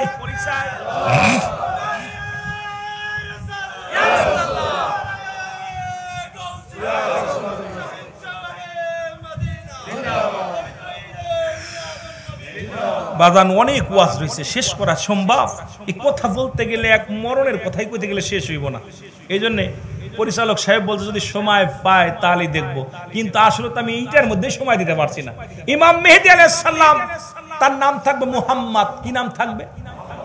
মুহাম্মদ। কি নাম? আমাকে এতগুলো কিতাব রিসার্চ করা লাগছে, আপনাকে একটা কিতাব করে দিয়ে সামান্য একটু। রাসূল বলছে ইমাম মেহেদী আলাইহিস সালাম আগমন করে যখন মক্কা মদিনায় পাপ হবে, এত পরিমাণ পাপ হবে, জিনা ব্যভিচার বেড়ে যাবে, জিনা ব্যভিচার বেড়ে যাবে। তখন মানুষ পাপ করবে হাসি মুখে। আপনার যে বালহুয়া খেলাফ, এই দুনিয়াটা হলো পচা দুর্গন্ধ মড়ি। মানুষের চরিত্র হলো কুকুরের চরিত্র। কুকুর যেমন মড়ি পাইলে খুশি হয়, সে জামানার মানুষ সম্পদের জন্য সব করতে পারবে, ওরা সম্পদমুখী হবে। কথা বুঝেন নাই? সত্যকে মিথ্যা বলবে, মিথ্যাকে রাত বল, মানে ক্ষমতা এখন আমরা বুঝতে আর বাকি নাই যে আমাদের ঈমান যায় যাক, সিয়ারের দরকার। জোরে বলেন ঠিক কিনা? ঈমান যায় যাক, সিয়ারের দরকার। কি অবস্থা আমার বাবারা, সাবধান, এই মুনাফিক থেকে সাবধান। আমি আপনাদেরকে বলে যাই এদের থেকে সাবধান। আল্লাহর আদালতে আরেক পাগল কি বলছে শুনছেন নি? আমি যদিও তাদের কথা ধরি না, বলছে 18 কোটি মানুষ যে নামাজ পড়লে যে সওয়াব হইব, একটা ভোট দিলে সেই পরিমাণ সওয়াব হইব। নাউজুবিল্লাহ। কোন এই সমস্ত গাঁজাখুরে কথা, এরা নাকি বক্তা। এই সমস্ত গাঁজাখুরে কথার কারণে মানুষের ঈমান আকীদা নষ্ট হচ্ছে না? আবার আমাদের ভোট দুইছে, আরেকজন বলো না বড় বলতেছে এই দুইটা দলে ভোট দিলে এরা জান্নাতে আর সব জাহান্নামে। নাউজুবিল্লাহ। বলেন দিস ভোট দিলে জান্নাতে যাবে? এই কি একটা কথা? মঞ্চে এত মানুষের সামনে যদি আমি এই কথাগুলো বলি, আপনারা ছেড়ে দেন কেমনে করে? সে ভক্ত হয় কেমনে? আজকে সমাজ জাতি ইসলামটাকে নিয়ে ব্যবসা শুরু করেছে, বলতেছে আমাদের ভোট দিলে জান্নাতে যাবেন, আমাদের ভোট না দিলে জাহান্নামে যাবেন। নাউজুবিল্লাহ। কোন দিয়ে এই কি একটা কথা? এই কি একটা কথা? এই 18 কোটি মানুষদেরকে ধোঁকা দিতেছে, এগুলো আর চলবে না। জোরে বলেন ঠিক কিনা? এটা ওলিদের দেশ, এদেশ ইসলাম আনসাল্লাহর ওলিরা, যাদের অবদান অস্বীকার করার মতো ক্ষমতা আপনার নাই, যাদের সঙ্গে বিরোধিতা করে যতই ফালাফালি করেন লাভ হবে না। জোরে বলেন ঠিক কিনা? লাফালাফি করে লাভ নাই। ইমাম মেহেদী আলাইহিস সালাম মক্কা থেকে মদিনার দিকে রওনা হয়ে যাবে। আপনারা যারা সৌদি আরবে গেছেন, অনেকে আপনারা যারা গেছেন হজে গেছেন, তারা দেখছেন, ভালো করে জেনে নেবেন। আপনারা শুনলে অবাক হয়ে যাবেন, মক্কা মদিনায় এখন সিনেমার হলের ভিত্তি স্থাপন হয়েছে। মক্কা শরীফ এখন আমাদের বাংলাদেশ থেকে হল বন্ধ হয়েছে আর ওরা সিনেমার হল করছে।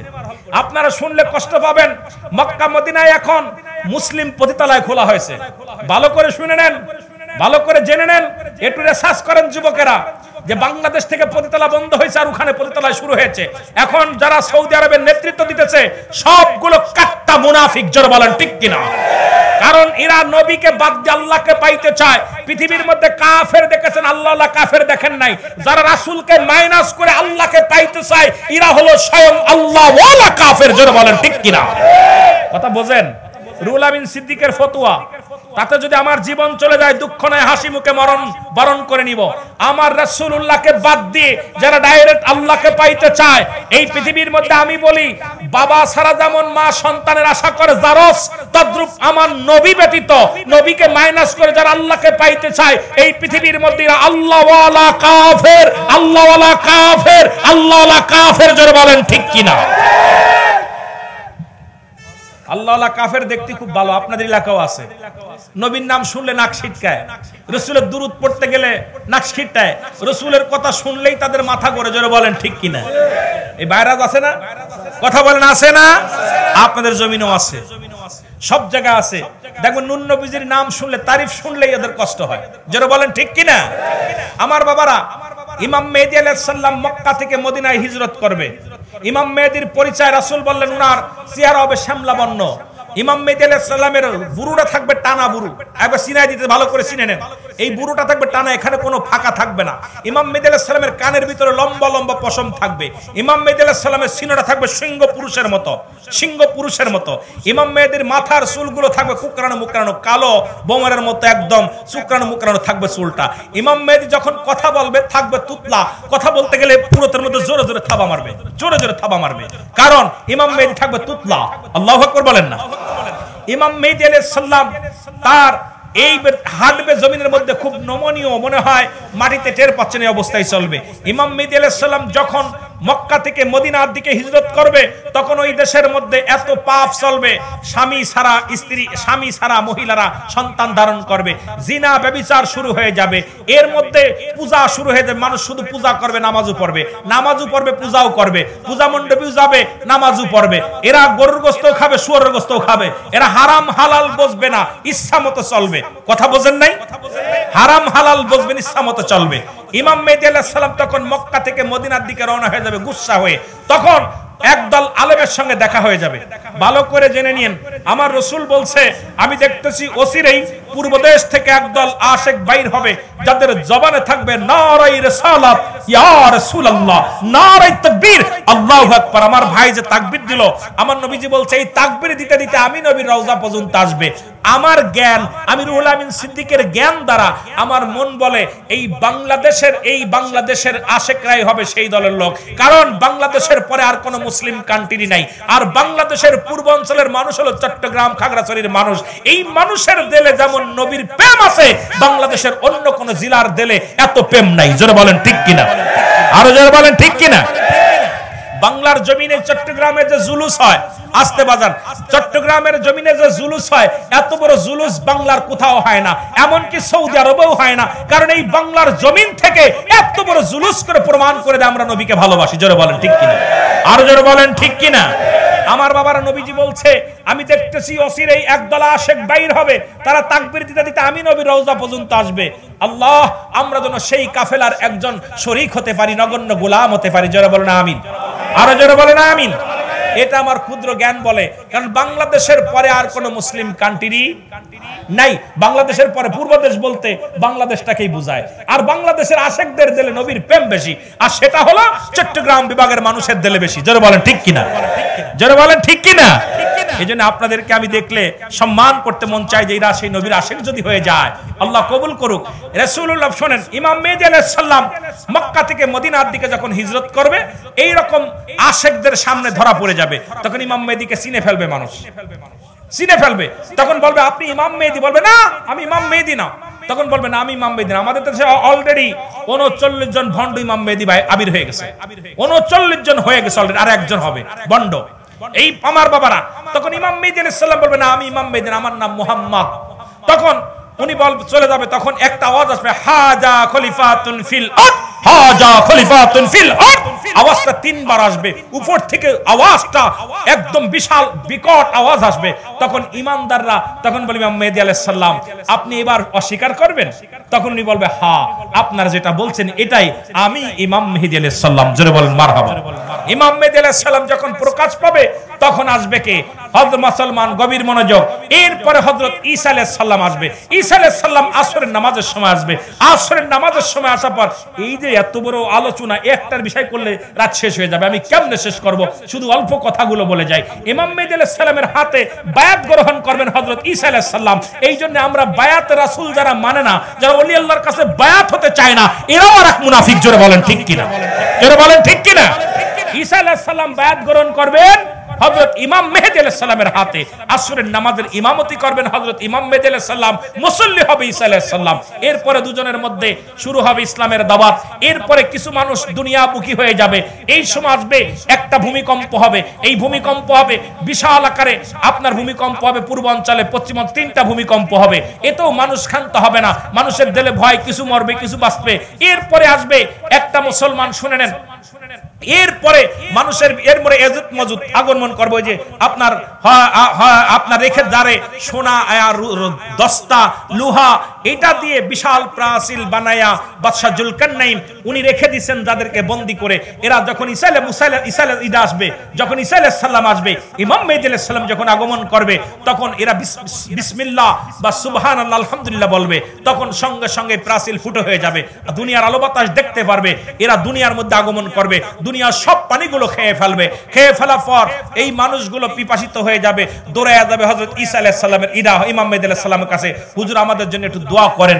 ইমাম মেহেদী আলাইহিস সালাম দোয়া করবে, উপর থেকে বিছা জাতীয় একটা প্রাণী আসবে। এই প্রাণী মানুষের গায়ে লাগবে, এই মানুষের ক্যান্সার ধারণ করে মানুষগুলো মারা যাবে, মানুষ পড়ে থাকবে, লাশের বন্যা বয়ে যাবে, খালি লাশ আর লাশ পড়ে থাকবে ওই যে এজিদ মজুদ শুদ্ধ মানুষগুলো। এরপরে দৌড়ায়া যাবে ঈসা কার কাছে? ইমাম মেহেদী আলাইহিস সালামের কাছে, হুজুর আমাদের জন্য দোয়া করেন। ইমাম মেহেদী আলাইহিস সালাম দোয়া করবে, তখন কাক জাতীয় একটা প্রাণী আসবে। এই কাক জাতীয় প্রাণী এসে মানুষের গোশত ঠুকায় ঠুকায় খাবে। এইবার হাড্ডি পড়ে থাকবে, দুর্গন্ধে মানুষ টিকতে পারবে না।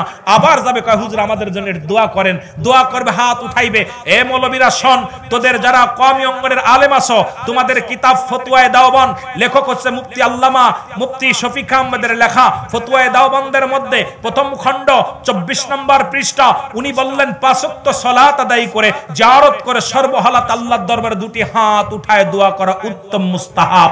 তোমরা দোয়াও করতে চাও না, কারণ শরিয়াতের কিবলা হলো কাবা, মুনাজাতের কিবলা আরশে আজিম, দু জাহানের কিবলা রাহমাতাল লিল আলামিন। আপনাদের কিতাবের মধ্যে আছে, আমাদের কিতাব না। আপনাদের যে কিতাবের নাম বললাম, না পাইলে আমাকে ওপেন চ্যালেঞ্জ, আপনি নিয়ে আসেন কিতাব, তারপর আমার সাথে বোঝাপড়া করেন আমার বাবারা। এরপরে আমি আস্তে আস্তে দলিলগুলো যদি সময় পাই দিব, যদিও তাড়াতাড়ি বলতেছি অনেক কথা, কারণ এগুলো আস্তে আস্তে বললে অনেক সময় লাগবে, সময় নষ্ট হবে, আপনাদের লস হবে। আমি চাই অল্প সময়ের মধ্যে অনেক কথা বলতে। আল্লাহু আকবার বলেন না? ইমাম মেহেদী আলাইহিস সালাম দোয়া করবে, বিশাল একটা বৃষ্টি হবে, পদ্মা মেঘনা যমুনা সব পানিতে ভরপুর হয়ে যাবে, এই হাড্ডিগুলো ভেসে ভেসে ওখানে যাবে, মানুষের ভিতরে শান্তি বিরাজ করবে, সুন্দরভাবে আরাম আয়েশে চলতে যাবে। এমন সময় আসবে খানে দাজ্জাল আগমন করবে। খানে দাজ্জাল আসিয়া মাত্র 40 দিন দুনিয়ার মধ্যে থাকবে। কয়দিন? 40 দিন অল পৃথিবী ঘায়ের করবে। এই ইমাম মেহেদী আলাইহিস সালাম আর ঈসা আলাইহিস সালাম দুজন দাওয়াতের কাজ সুন্দরভাবে দিতেছে, এর মাঝে খানে দাজ্জাল আসবে। এই খানে দাজ্জাল অলরেডি আমার মনে হয় ওর সেলাপেলা বাংলাদেশে এসে গেছে। কথা বুঝছেননি? যদিও আমরা আলেম মানুষ এসব কথা বলা ঠিক না, তবে আমার দৃষ্টিতে মনে হচ্ছে এই খানে দাজ্জাল আমাদের মধ্যে কিছু বক্তা বাইর হইছে, কিছু নেতা আছে যারা দাজ্জালের সাইদ ভূমিকাটা পালন করতেছে বর্তমান। কথা কন। এগুলো তাদের আমি দৃষ্টি দেখতেছি যেগুলো, এইখানে দাজ্জাল ইনাকে দাবড় দিবে হযরত ঈসা আলাইহিস সালাম, এমন বেগে দাবড় দিবে, দাবড়ায়া তাকে ধরবে, ধরে কাবা শরীফের ডান গেটের সামনে যাবে, তখন তাকে হত্যা করবে তরবারি দিয়ে, এক কোপে দ্বিখণ্ডিত করে ফেলবে। খানে দাজ্জালকে হত্যা করার পর ঈসা আলাইহিস সালাম আল্লাহর দরবারে শুকরিয়া আদায় করবে, রব্বুল আলামিন আজরাইলকে পাঠিয়ে দিবে, ঈসা আলাইহিস সালামের মৃত্যু হবে। ঈসা আলাইহিস সালামের কবর হবে কোথায়? রাসূলুল্লাহ বলে গেছেন, যারা মক্কা মদিনায় গেছেন আমার নবীজির পায়ের গোড়ে, নবীজির কদম মুবারকের পাশে একটা কবরের জায়গা আছে, রাসূলুল্লাহ বলছেন আমার এই জায়গা হযরত ঈসা আলাইহিস সালাম ঘুমাবে। সুবহানাল্লাহ বলেন না, আরো জোরে, আরো জোরে। রাসূলুল্লাহ